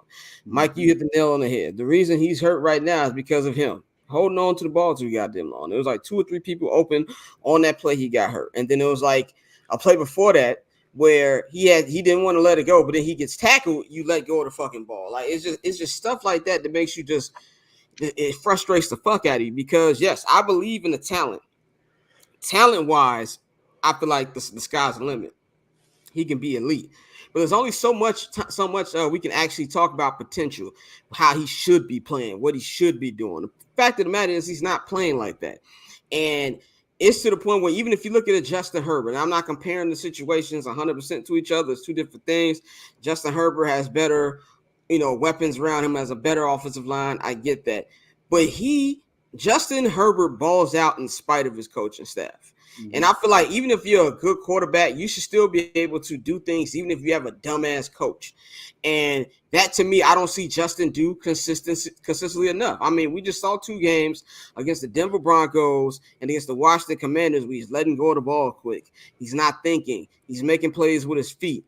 Then you see him not even 10 days later. It's like those 2 games never even fucking happened, and he's back doing the same fucking shit. So even if you are on the side of people who feel like they should keep Justin and just give him a better offensive line, get him better weapons, get him a better coach staff, I'm not disagreeing with you. You know, as a Justin Fields fan, because I fuck with Justin Fields, yes, I would like that to happen. But it's kind of like what Mikey said. It might just be better for both parties.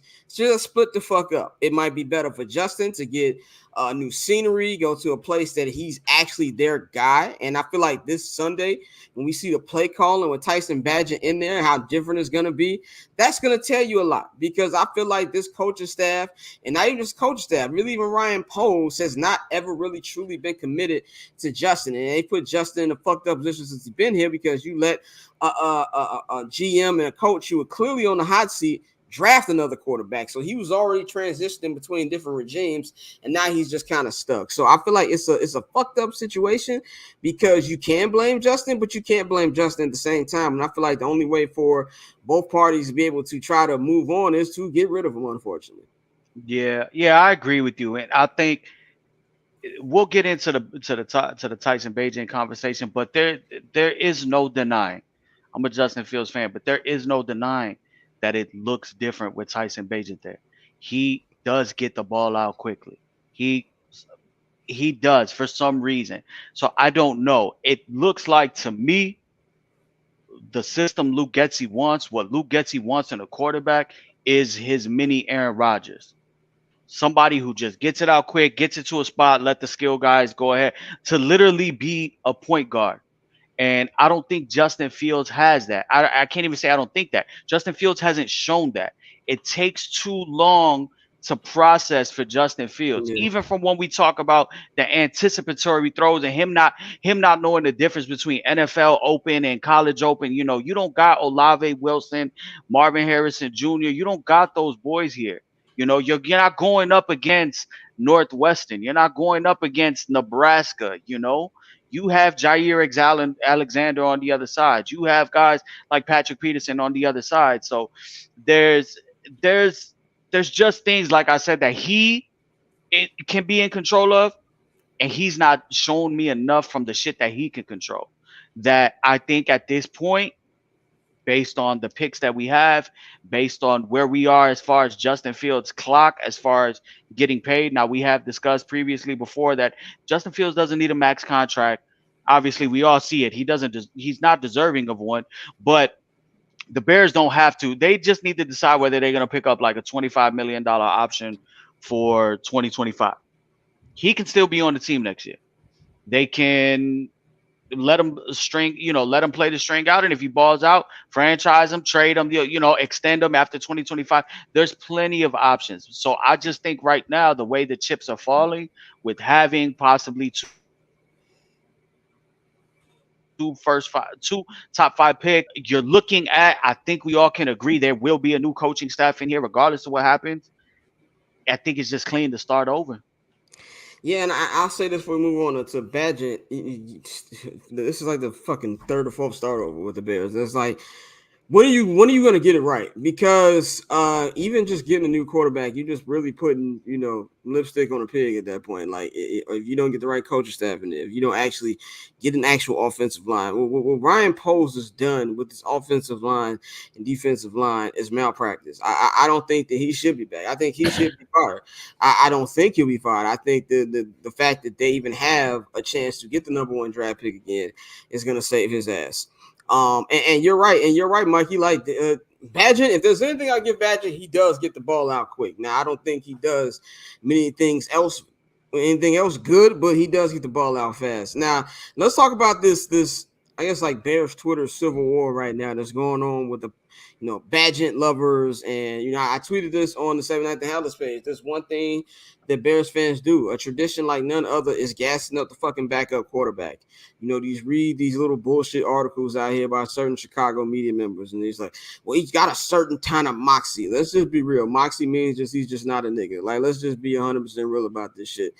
Like, I feel like, and this is not just saying this is fully like a race thing, because we saw the same shit even with Jay Cutler.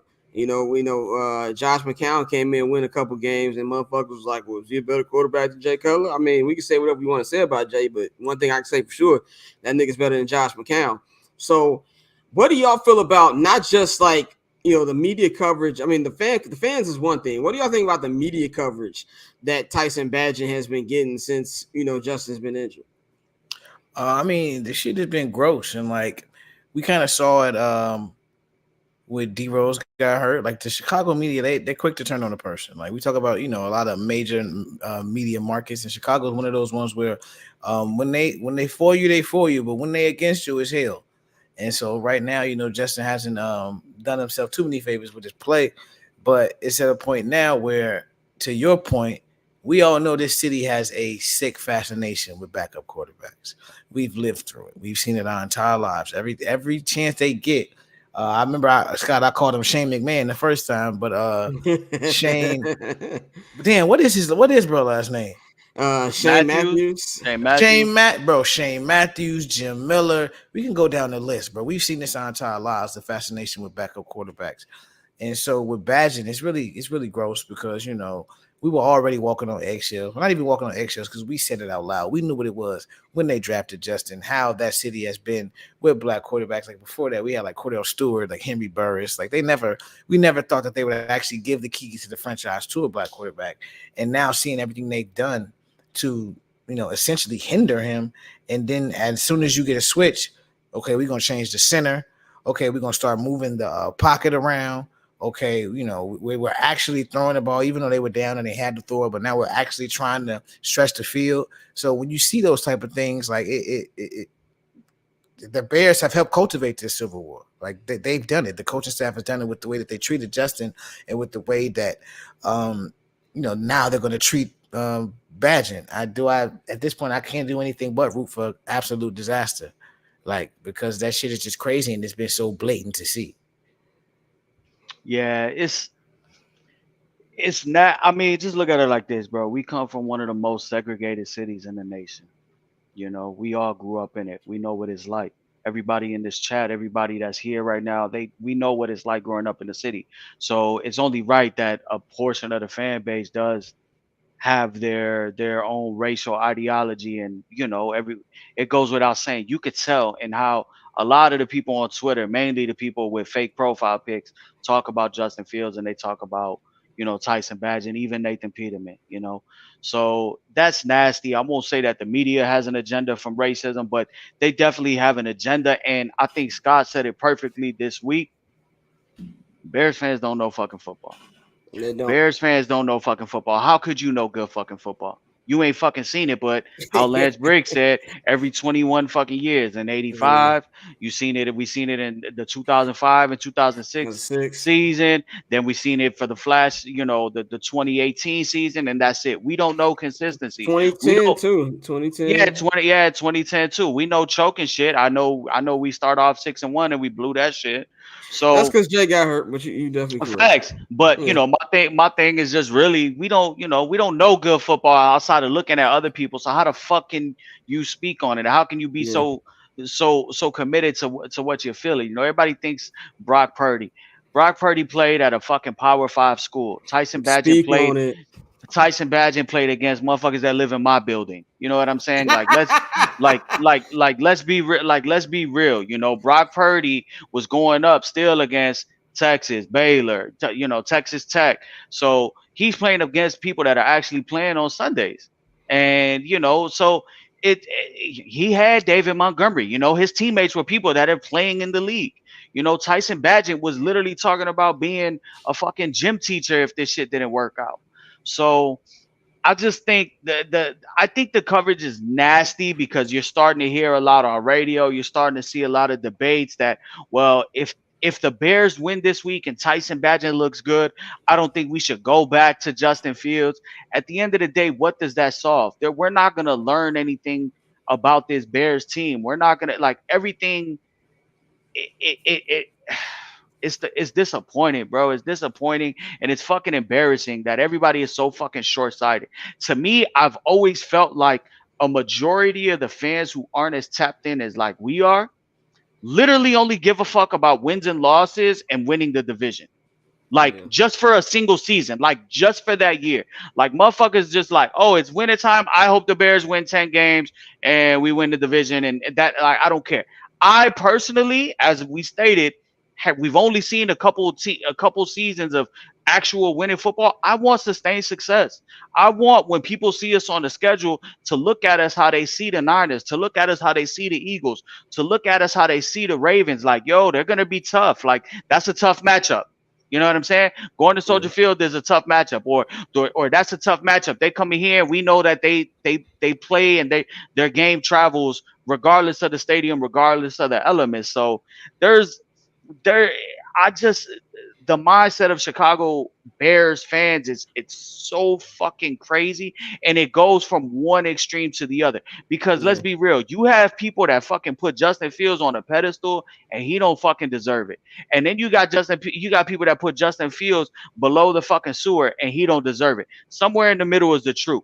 We can't have sensible fucking football conversation. Everything has to be two extremes. You got people like the Bears blog, fuck dude, talking about the next Brock Purdy. Motherfucker, you live in New York. You haven't been in Chicago. You haven't been to a Bears game. Like, come on, man. You're probably somebody's family member in there, and that's all you're hearing. You don't watch tape. It says it in your fucking bio. Let's be real. So when it comes down to the people who are feeding the Bears Twitter, nobody really knows shit. Nobody knows shit. How could you know shit? You're a Bears fan. Yeah, we're gonna table this conversation for a minute. Mikey was cooking, but we're gonna save it for the end, man. I'm gonna keep my opinion for the Goofy Mog of the Week segment on that. So, but we have our guest for today, man. We've got my guy Russell Dorsey, man. Russ, what's going on, brother? What's going on, y'all? What is going on? Thank you. You could join us. For those of y'all who are not aware of what my guy does, man, he is an MLB insider for Stadium and Apple TV Plus. He is a host on Friday Night Baseball on Apple TV Plus, and he is also co-host of The Rally on Bally Sports, man. Russ, how's it going, bro? I'm doing well. I appreciate y'all having me on. Actually just got back from the studio, but had to chop it up real quick. Hey, man, glad you could join us, man. We had we talk about the usual Bear stuff. We get a little hectic on this show when it comes to hey, I'll be right there with y'all. I'll be right there with y'all. Yeah, man, we in the middle. Let's just get into it, man. We're in the middle of the baseball playoffs right now. In fact, there is a ALCS game going on right now. It's in the top of the 8th. Rangers up 4-2, trying to take a 3-2 series lead before heading back to Houston, man. What has been your thought? Of course, you've been covering not just the playoffs, but you've been around in all these different ballparks this year. You've been real on the front lines of this season. What do you think about the 4 teams involved in these in baseball Final Four right now? Yeah, I look at it and I say, let's start with the team that most people say wouldn't be there. That's the Arizona Diamondbacks. This is a team that is young, they're athletic, they steal bases. In the postseason, they've been hitting the ball at the ballpark, and they're led by 2 horses on the mound. Zach Gallen, who's going to finish top 5 in Cy Young vote, and Merrill Kelly, one of the more consistent starting pitchers in the big leagues. And then you have a young stud in Corbin Carroll, probably going to win Rookie of the Year. Not probably, will win Rookie of the Year in the National League. Over 20 homers, swiped 50 bags. And it's a team that, beat out the Chicago Cubs and, was better than the Miami Marlins all year long. And, yeah, they got 84 wins, but they play great baseball, right? And they know their game. And it's going to be great starting pitching, really good defense, and they're going to wreak havoc on the base pass. And then in the postseason, they've been hitting the ball at the ballpark too, even though that's not their game. So that's the team that most people wouldn't expect to be amongst the Final Four. And then you have the big boys, right? You have the reigning World Series champion Houston Astros trying to get back to the World Series. You have the Philadelphia Phillies, who look even better than they were last year when they reached the World Series, adding Trey Turner, getting a much better version of Nick Castellanos this year. The guy they call MV3, Bryce Harper, doing what he always does in the big moments. And then the Texas Rangers, who have not been on this stage for a while. But when you spend $500 million, give $325 to Corey Seager, you give a $175 to Marcus Semien, you bring in Bruce Bochy, won 3 World Series titles in San Francisco with the Giants. Your expectation is to be competing for championships. It's not to, we just want to make to the wild card and, we just happy we're here. No, I'm not spending $500 million if I'm an ownership group on guys who just want to reach the postseason. I'm trying to win that. Right. Right, definitely, and I think that as us as in Chicago baseball, when I see teams like spend a lot of money, I feel like the Phillies are like the bizarro world of what I wanted the White Sox to be. Where as far as they spend the money on this different talent, and you're really seeing that. I feel like it's a note to these different organizations that this is what you got to do to compete. And like even if you see like with the Diamondbacks and stuff like that, the teams that are actually winning, they spend money and things like that. So what do you think about like philosophy wise, like what this is telling the rest of the league, like on how to build teams? Because we got a team in Philly where last year they were kind of surprised. Like we didn't expect them to be in the World Series and beat, the Atlanta Braves. They come out there, they smack the Braves again this year. They're a legit team. And to the fact, it really don't matter what the regular season record is. If you're another team, what do you think that you feel about like the model on how to build a contender in today's game? Here's the crazy part. Model been out there. Recipe been out there, right? Yeah. Spend money, get good players, go to the World Series. Like it's pretty easy to follow, but you have ownership groups who are like, the D-backs just got to the Final Four. They got to the CS. They don't have a really big payroll, and they got young dudes. Even though they gave Corbin Carroll a $110, in an extension before the season started. That's not really a ton in baseball money, right? You look at the Phillies. They spent $330 million on Bryce Harper. He's earned that money already and more, right? Already has an MVP. He's taking his team to the World Series. Is about to take his team back to the World Series. And I think they have a good shot of winning that this year. That's how much I think of them. But if I'm investing $330 million in a guy, you better be everything I'm investing in, and he's been that. And not only do they do that, they say, we're not ready yet. We're not a complete team after they lost to the Astros in 6 games in the World Series last year. We're going to go get the guy who's one of the more dynamic players in the game, and Trey Turner, and we're going to give him $300 million too, to add that to what we spent on, the $75 million we spent on Nick Castellanos and what we gave to Kyle Schwarber and what we have in our rotation, what we gave Zach Wheeler. And we're going to go out there and we're going to be better than you. We're better than you, Atlanta Braves, 2 years in a row. Even last year where the Braves were red hot. The Braves chased down the New York Mets, who everybody was in love with. And the Phillies last year fired their manager midseason. You bring in Rob Thompson to be your interim manager. Things go well. Team gets hot. They get to the World Series. This year, kind of a similar thing. Harper has the Tommy John surgery, comes back after a month and a half, faster than anybody's done it before. They get red hot. They go on this run, and they are playing like a team that wants to win the World Series. Definitely. Now, as far as like when it comes to like Bryce Harper, I know Mikey. This is a guy is a Bryce Harper disciple. Mikey, let's talk a little bit what you think about with the whole Bryce thing. Oh well, I mean, I've been a Bryce fan since I was in high school and since I was young, coming up and seeing him on Sports Illustrated. But that is exactly how you said, Russ. That's exactly what you want when you make that investment. You make an investment to a player who takes on the personality of the city, who takes on the personality of the fan base, who leads by example on and off the field, and who other players want to play with. Do you think? We're going into a year now where Juan Soto is potentially available. There's some guys, you have Ohtani. Do you think more teams now, after seeing the success that the Phillies are having with Bryce Harper, and it hasn't been that long that he's been with them. It's been a couple seasons already in his long 10-year deal. Do you think more teams are going to be more willing to up that bag for these players? I would like to say that, right? The players you mentioned, Juan Soto, going to get easily 400. Shohei Ohtani, I hate that he got injured for the simple fact that he's Shohei Ohtani. He's the unicorn. He's the best player in all of baseball, because there were going to be a variety of teams that threw a check of $600 million at him. And I would love to see that bidding war.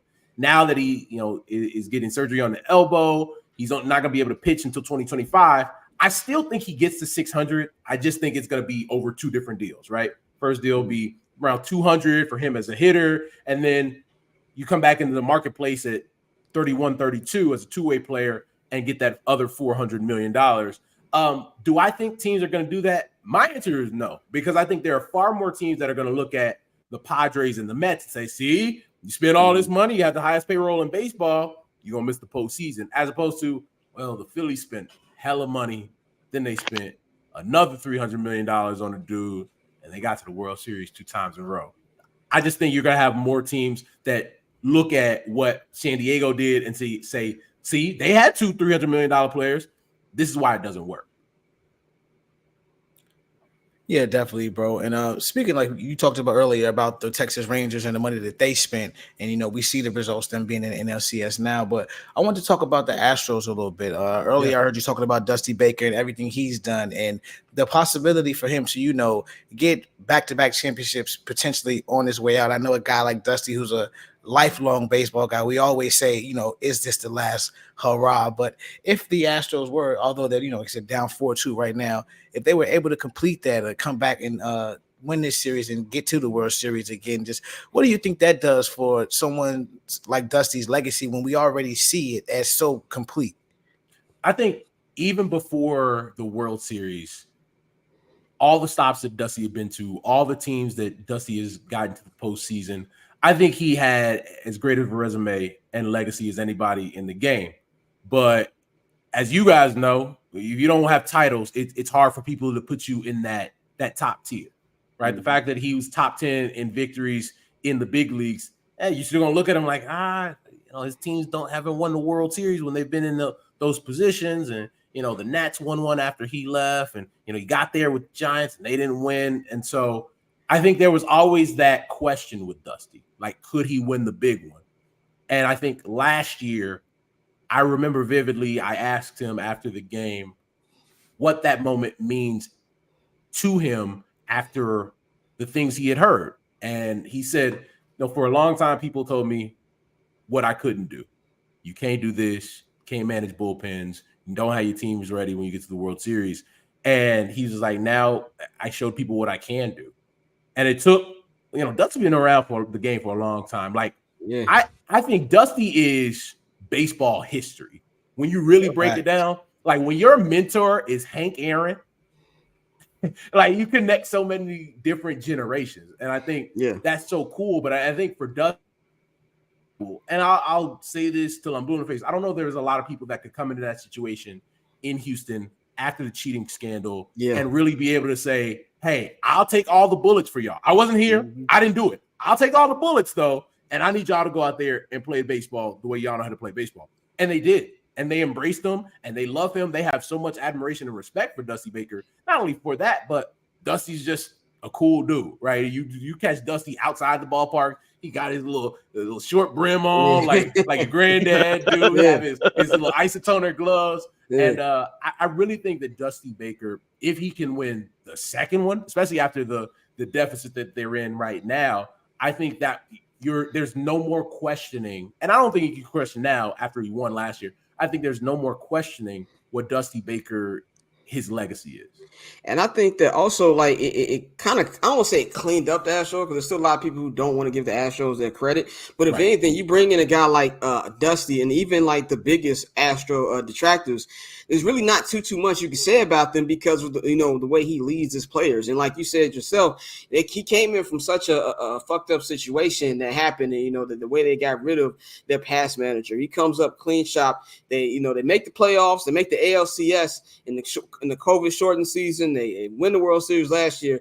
I feel like as somebody who's been a fan of Chicago sports, I always feel like when you go back to like that 03 Cubs team, like everybody blames Bartman. Everybody's talking about Bartman. They never talk about Alex Gonzalez, and they always throw hate on Dusty Baker. It's like, if anything, Dusty's finally getting his flowers, and I feel like that's a great thing. And even from we looking at dynasty, we talked about at the beginning of the show today, we were talking about the Las Vegas Aces, and we were talking about how they're on the precipice of being able to be a dynasty if they're able to win another WNBA championship here.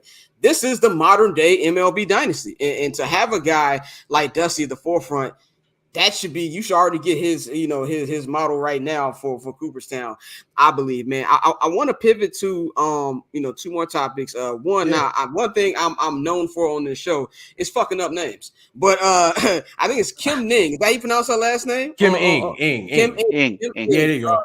Her departure from the Marlins this week really came out of the blue. I actually think we might have been recording, or we were prepping recording or something like that when the news flashed.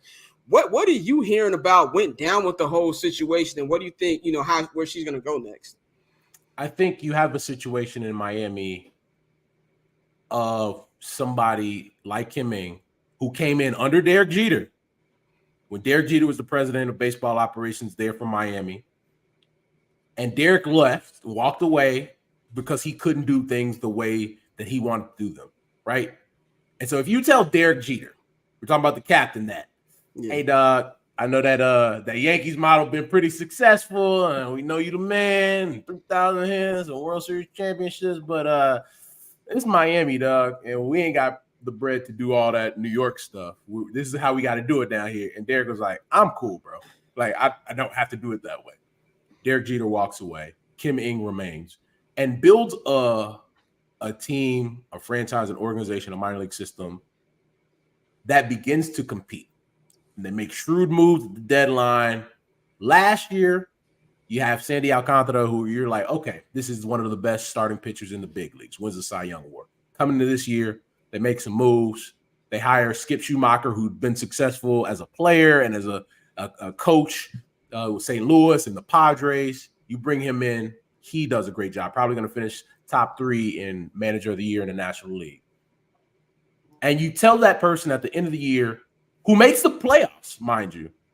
So that's the 4th time in the franchise's history. They had made it twice where they went on to win it, right? 97-03. Yeah. They make it in the COVID season where everybody made the playoffs, right? Yeah. Beat the Chicago Cubs. Yeah. And then they make it this season. You're telling me the person that built that roster, you say, hey, great job, but we're going to hire somebody to like make the decisions over you. Hope that's cool. We're going to pick up the option though. Right, exactly. You can't be upset with somebody in any situation. If the 4 of us were in that situation, you'd be like, bro, what? I got this team. You know how many times this team been in the postseason? 4 times in the history. Yeah. And you're gonna say that I can't make the decisions anymore. Now I'm out. It's insane. I'll do you one better, Russ. I'm born and raised in Chicago. I actually live in Miami right now. The fans down here they said this is typical on par for the Marlins. We finally make it to the playoffs. We have a great season. You bring in somebody like a Luis Ariz who changes the culture, who elevates everybody's game. They play, you bring in Skip Schumacher, and next thing you do, we're going to make changes in the front office. So for the people down here in Miami and the scene, this is par for the course. And I'm starting, not that they're apathetic, because a lot of Miami sports fans get a lot of bad rap because they do really love their sports team, but there's also 80 degrees outside and there's the beach and there's plenty of other stuff to do. But the Marlins, especially being in an area right there in middle of Hialeah, in a town that's predominantly Latino based, and baseball being so heavy in Latin America, they do have a solid fan base. And I'm not a Marlins fan. I do frequent the games. But I feel bad for them because they deserve better, because they have shown that right there all season they went toe-to-toe with the Braves. I believe they had the better head-to-head record against the Braves. They've gone up against the Mets. They can go up against the best, and they hold their own. And to go ahead and cut their legs and cut the excitement from them, especially in a season where now when they come into 2024, Sandy's down. So you need to kind of keep that interest and build on what you built this year. And I hope she lands in the right spot, and I hope that she's given the right opportunity, because it's clear that the moves that she made, she was on the right trajectory.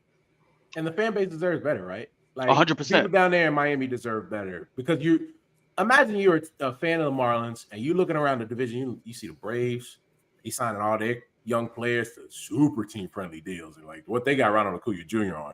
It's insane. It's highway robbery. Everybody. Michael Harris Jr. Michael Harris the second, and Austin Riley. You bring in Matt Olson from the A's, and it's Spencer Strider. He locked up. And he like, damn, like everybody locking up their dudes. Everybody locking up their superstar players. Why do we always have to be the team that, hey, we draft a guy, we sign a guy internationally, we develop them into being a star, and then boom, now we got to trade them. This situation, we finally get a team that we can be proud of, because this team don't go to the postseason. We had Stanton, we had Yelich, right? We had Marcelo Zuna when he was there. All those guys, same team, right? The late Jose Fernandez was on that team. They didn't make the postseason. Now you have a team that actually got there, looked competent for the first time in a long time, and you tell the person that built that team, it's not you. That's not only a hard pill to swallow for Kim Ng, that's an unfair pill to swallow, but it's also unfair to that fan base. Speaking of unfair, the three of us here are Chicago White Sox fans. So you know, we don't root for the team on the north side. We don't root for the team on the north side, but I have a lot of I do have some friends that actually play for the Cubs, and I watch. You know, I'm a baseball fan, so I watch everything. What do you think of the future of Chicago baseball as we head into an important year for obviously the Cubs, and they need to make a decision on Jock Peterson and where we're going, and then for our lowly, you know, Southside White Sox. All right. You want me to start with the good news for Chicago or the bad news? Bad. Let's go bad. Let's go bad. Right. Rip the Band-Aid off, bro. So the bad news is I think the White Sox lose 100 games again next year. I don't think you're lying. I don't think you're lying. Like, and I wouldn't come on here and lie. You know what I mean? Like, my pops is a White Sox fan. And my dad be calling me during the season like, man, I don't even like watching no more. Right? They got my pops sad. Yeah. My dad has seen one World Series title, and my dad is over 70 years old. And I think for fans out there, we talk about the fan bases, Sox fans were sold a bill of goods. Hey, man, we rebuild, we trade these brothers out here, we trade sale, get these young guys in here. We're going to be all right. Sustained success. It's the thing you hear in the big leagues right now. Sustained success. All right, you bring in, you know, you sign Robert internationally out of Cuba, and you bring in Moncada, and you bring in Aloy, and you know, you draft Jake Berger, you bring over Dylan Cease in that Quintana trade, and you look at the White Sox and Tim Anderson's doing his thing. You're like, okay, they got a little core here. But the thing that I always believed with the Chicago White Sox, and it was the thing that ended up happening, is they believed that every one of their core players were going to turn into stars. Exactly. Mm-hmm. Yep. Baseball don't work like that. Nope. In baseball, if you got 8 guys that you really like of your young dudes, 2 of those guys are probably going to pan out and be the stars that you expect them to be. What does that mean? That means you got to go into the marketplace and spend money, right? Very rarely. Everybody not going to be the Atlanta Braves, where every member of your core is a star, right? And then one turns into a superstar. Then you have a guy at third base hitting 38 to 40 home runs. Then you're able to, the vulture off the Oakland A's and just get their first baseman for whatever, bucket of baseballs, bring him in, sign him to a deal, right? It doesn't always work like that. And the fact that the White Sox have had opportunities to go sign players in the marketplace to help, bolster this team, because you need at least 2 aircraft carriers. You need 2 dudes to really carry you. Either that's in the rotation, that's in your lineup, and Bryce Harper was there for the taking. Manny Machado was there for the taking. They wanted his bum ass family members instead. and instead of saying, Manny, here's $300 million guaranteed today. Yes. You give them 265, 270. There's an escalator that vests if you get 450 ABs when you're 48 years old. Like all this other stuff. Bryce Harper signed with the Phillies because they gave him $330 million. That's looking like a fucking steal now with the way he's playing. And they told him when he signed, we are committed to building around you while you are here. Yeah. And since he signed that deal, they've been to the World Series one time. He's had individual success, won an MVP when they didn't even reach the postseason. I voted for him that year, the year that he won it, because he had a monster year. They shouldn't even have been close to the playoffs. And because of what he had done, they had a chance in September. And then they go out and they get Nick Castellanos. They bring in Kyle Schwarber. They go get Zach Wheeler. And they're on the precipice of reaching the World Series for the 2nd consecutive season. That's what players are signing places for. That's why Bryce Harper signed with the Philadelphia Phillies. And that's what the Chicago White Sox cannot do. And until there comes a time where the White Sox can be looked at as a destination where I can go to win, they're always going to miss out. You're always going to have people disappointing. Kenny sitting on a golf cart in Arizona talking about, I have my sunglasses on because I'm shocked. Well, I thought we had the best deal. We signed John Jay and Yonder Alonso. We had signed his primos. Get the fuck out. What did Jay-Z say on Takeover? 1 hot album every 10-year average. That's why I call Kenny Williams. 1 hot album every 10 years. It's not even 10 years. It's not even 10. It's not even 10. It's like it's to the point where we talked about the fan base, like with the Marlins. Like White Sox fans don't deserve this shit. Like from me reading White Sox Twitter this year, I realized I'm not a big fan as I thought I was, because there's a lot of White Sox fans who still going to the games, still watching these motherfuckers every game. I tuned out and Mikey, it will still be in the group chat sending stuff by the White Sox. Dante gave up a long time ago. He gave up like last year. I gave up this year, like to the point I'm not watching. Don't get the hat that I got on right now twisted. I live in Los Angeles and I can't wear this outside in certain areas because of Crip gangs. So I wear it in the house as many times as I can.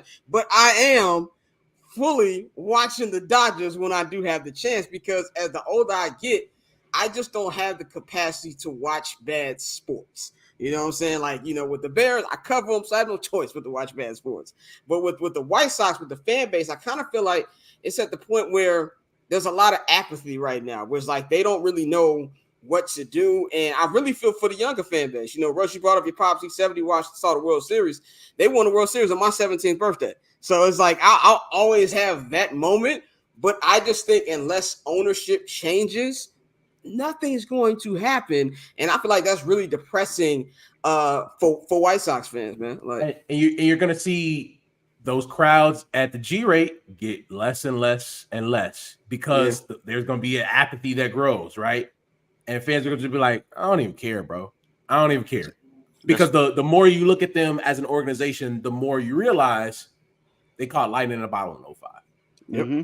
The farther we get away from it, the more you look at it and say they caught lightning in a bottle in 2005. And AJ Pierzynski, really good friend of mine, and I asked him, I'm like, hey man, are you gonna be managing the White Sox next year? And he said, fuck no. But I told him, I said, hey man, you manage the White Sox, people would come out. People would come out to see AJ managing the White Sox. It might not be good for the baseball or anything like that, but people would go to games. People would listen to what he had to say because he's from that Ozzy brand where he gonna tell you what he thinks. Mm-hmm. Yeah.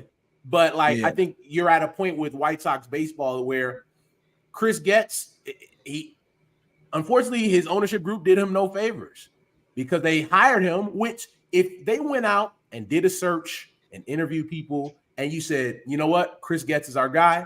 That's a different thing. Fine. Yeah, fine. exactly. You can live with that because you went through the process. When you don't go through the process, you leave yourself open to, hey, Jerry doing it again, hiring his friends, hiring people he knows, because you need to have a conversation. You haven't been successful in a long time. Talk to people from winning organizations. Talk to people who have been in the front office in Houston. Talk to people who've been in the front office in Tampa and been in the front office in LA with the Dodgers, right? The Yankees, and say, what have these people done to get where they are? Because maybe that diversity of thought gets us where we need to go in this next 10 years. Definitely. Let's move on real quick before we get you up out of here, man. About the Cubs, North Side. They actually had a pretty entertaining season. I think better than at least I thought. And it's not just my hater talking, just as an actual fan of baseball. I didn't think they would even be as good as they were this year. Flamed out towards the end. Bullpen issues, not scoring as many runs as possible. Where do you think the Cubs should go now? Like, do you think that David Ross is going to stay around? Do you think they're actually going to be in the Shohei Ohtani sweepstakes? What can the Northsiders do to go from this team that was in the race to actually being back in the playoffs consistently? I think the Chicago Cubs, and I was going to do good, bad. That's probably where it's on the good end for Chicago baseball, is that you have a team in the Chicago Cubs that, if you really thought about it before the season start, you'd say if they won 78, 80 games, it's a big improvement from where they were. They're probably headed in the right direction. And not only were they playing meaningful games in October, they should have been in the postseason, right? Yeah. Plain and simple, should have been in the postseason. And for me, when they signed Jock Peterson, I looked at it and I said, all right, I wouldn't have given, Jock Peterson, Cody Bellinger. Cody Bellinger $18 million for a guy that had been a below league average player in LA with the Dodgers and didn't look like the same guy that won the MVP award. But they got they squeezed every droplet of great baseball out of Cody Bellinger, where he's going to make himself a lot of money this offseason, and good for him.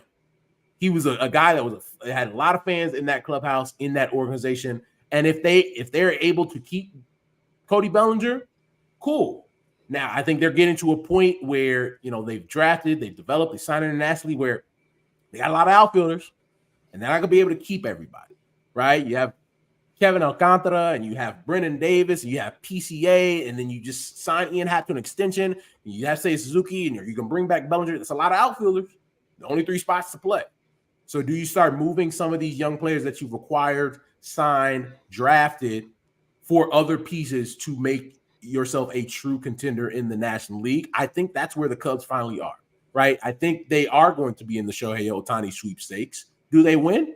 Who knows, right? That's up to their ownership group to put that money on the table. But it is their time to start being the big boys again.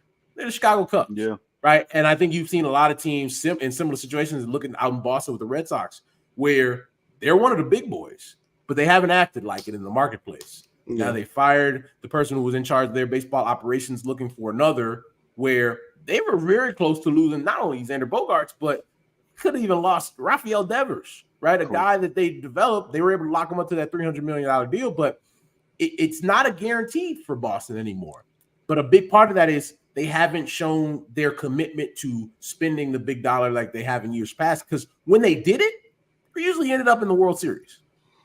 Yeah, I definitely agree with that. It's all about, one thing about Chicago sports teams, and I feel like all of them, with the exception of the White Sox, even though they should act like they're a bigger team than they are, but it's all about acting like the big market team that you are. And I feel like that's the most infuriating thing for just Chicago sports fans in general. Like, even if you look in the NBA, like the Bulls are one of the most popular franchises in sports. Like, whenever the Lakers, even as big as the Lakers are out here, if the Bulls are in town, that's going to be a 50-50 crowd. Like, that's just how big the Bulls are. And they don't go out there and spend the target. So if you're a Cub fan, you definitely want to hope they go out there and spend the money, man. But Russ, man, we appreciate you for joining us, man. Let everybody know where they can get in tune with you, everything you got going on.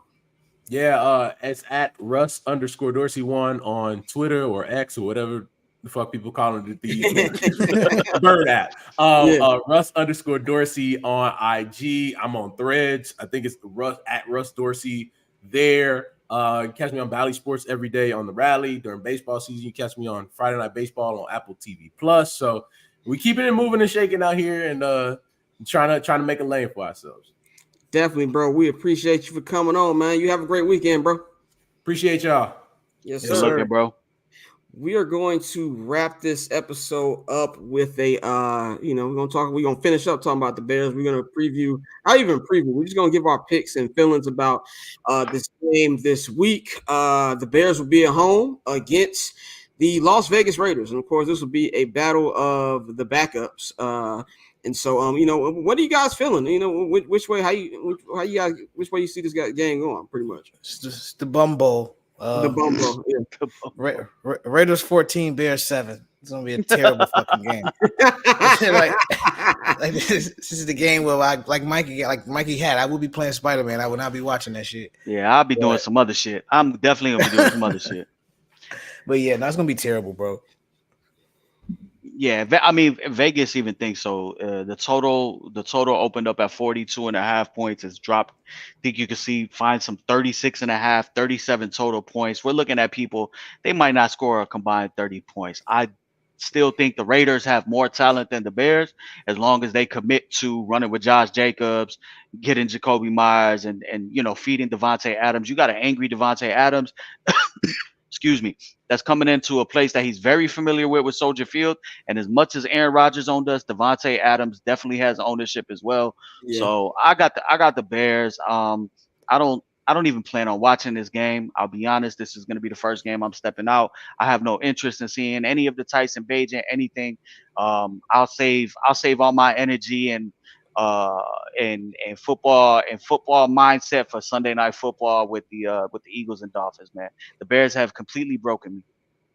And it's Mikey's weekend off. He's gonna have a good time, not thinking about facts. And we might also, I mean, what's today? Friday. So we're looking at a Sunday. We're looking at a do or die game for the Rangers and Astros. So I will be watching fucking baseball. I will be watching it, unfortunately, because I have a little podcast called 7 After Atlas, and I actually got to talk to people about the fucking game. But these niggas will be getting MacBook treatment on Sunday. They're not getting the big screen.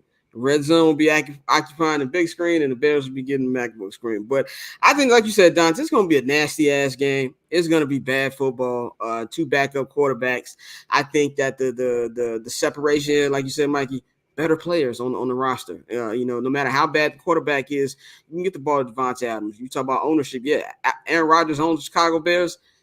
Motherfucking Devontae Adams' name is right on that damn lease. You know what I'm saying? Right. He paid a mortgage too in Soldier Field, so he's right up there. And just the defense. This offensive line is bad, bro. Like, and it's gonna be even worse. Like this is like we're going with the 8th fucking mixed up lineup on the offensive line. I think Max Crosby is gonna have an amazing game, and I just don't think Tyson Bagent is good. I think he'll probably have a couple drives that look pretty decent, but this is gonna be a nasty game. I'm gonna say that the fucking Raiders win this one 17-7. I think Tyson Bagent will be able to help get 1 touchdown on the board. I don't think he's going to throw one. I think it'll be a rushing touchdown, but it's going to be a nasty football game, man. It's to the point where it's like, I have nothing else to tell you fans. I really don't. My brother said this on the podcast last week. We get to the point where I don't know how much more we can come up with content to give y'all because it's that fucking bad, man. But I'm going to wrap this up, my Goofy Mog of the week. And you guys ran it on Tyson Bagent in the media coverage earlier. I'm gonna go. Did something happen in the game? Jose Altuve. Jose Altuve just hit a 3-run homer in the top of the 9th when they were losing 4-2 to now take the lead after. I know you ain't see it, Scott. After my TV's on the other side of the room. Adolis Garcia hit that massive 3-run bomb. He pimped the shit out of it. And there's bad blood, so he came up to bat again. And shout out my nigga Al Patron. He's a massive Yankee fan. He just texts me every fucking October, every fucking month. Yo, he is flaring up right now. It's the Astros Invitational, as my man Germs likes to call it. Every October, it's the Astros Invitational. I'm definitely putting this clip on social media. That was an amazing reaction to what. Yeah. So shout out to the Astros, man. They are a couple outs away from taking a 3-2 lead, heading back to Minute Maid. That would be actually fucking crazy. So I want to wrap this up because I want to watch the end of this fucking game. So I'm just gonna get to my Goofy Mog of the week. My Goofy Mog of the week, man. I'm gonna go with how the media has been talking about Tyson Bagent. I feel like it's nasty. I feel like it's what's the word I'm looking for? I feel like it's not. You're not doing a great enough job of portraying the actual story to the readers. I saw an article this week. What's a Bagent change? Whatever the fuck that highlight said. It was written by Rick Morrissey of the Chicago Sun-Times, and I went on a nice little rant because I just feel like that is just. It's not good story because that's not what the point is. Like, we're over here acting like Tyson Bagent is playing just because he's a better quarterback than Justin Fields, when the fact is Justin Fields was hurt. I have nothing against Tyson Bagent. I think this kid, I think his story, you can commend him from not being drafted and to get into the NFL. I think all that is cool, and I'm not rooting against the kid whatsoever. I don't want this to be perceived like I'm just hating Tyson Bagent. This is not on him. It's on the coverage of him, to the point where every time something like this happens, when it comes to a backup quarterback in the city, they get all this love. But even more when it comes to a black quarterback. And I know a lot of people don't want to hear, or as some white people like to say, the race card, but it is what it is, man. They have been out. They've been waiting for this guy to fuck up and just to completely act like, this is some type of Rudy fucking story. Like, this guy's not Brock Purdy. We said it, earlier in this show. This is not that same situation. Brock Purdy played up against actual NFL talent in the conference he was in college football. This is not that, and this is not it. You're going over here saying, well, I think that in a week of preparation, he can look better. It's bullshit. It's and a lot of Chicago sports media, a lot of Bears media need to be honest with themselves about the way they're covering this kid. And I'm sick and tired of it. You got people out here. I'm sick and tired of insiders who aren't in the fucking building. If you don't have a Hallis Hall ID card, if you're not there multiple times a week, I don't want to hear shit about what you guys think is going on in the fucking building. It's a lot of niggas out there who are out here watching the press conferences on YouTube, and we know who's watching the press conference on YouTube. It's very easy when you're actually in the fucking building to tell who's watching it from fucking YouTube. Y'all gotta stop trying to be stop trying to be insiders. You're a fan. There's nothing wrong with being a fan. Be a fan and shut the fuck up and stop trying to tell people in the building what the fuck is going on. And I know there's probably some shit that I shouldn't be saying and shit like that, but fuck it. I'm tired of this shit. I don't work for none of you niggas any goddamn way. So the way I look at it is I just want more sincerity and more actual truth telling when it comes to actually covering this situation. The real story is Tyson Bagent is playing because the starting quarterback got hurt. Tyson Bagent is not this story that he's going to go out there and dominate and become the next starting quarterback in the NFL. That's not going to fucking happen.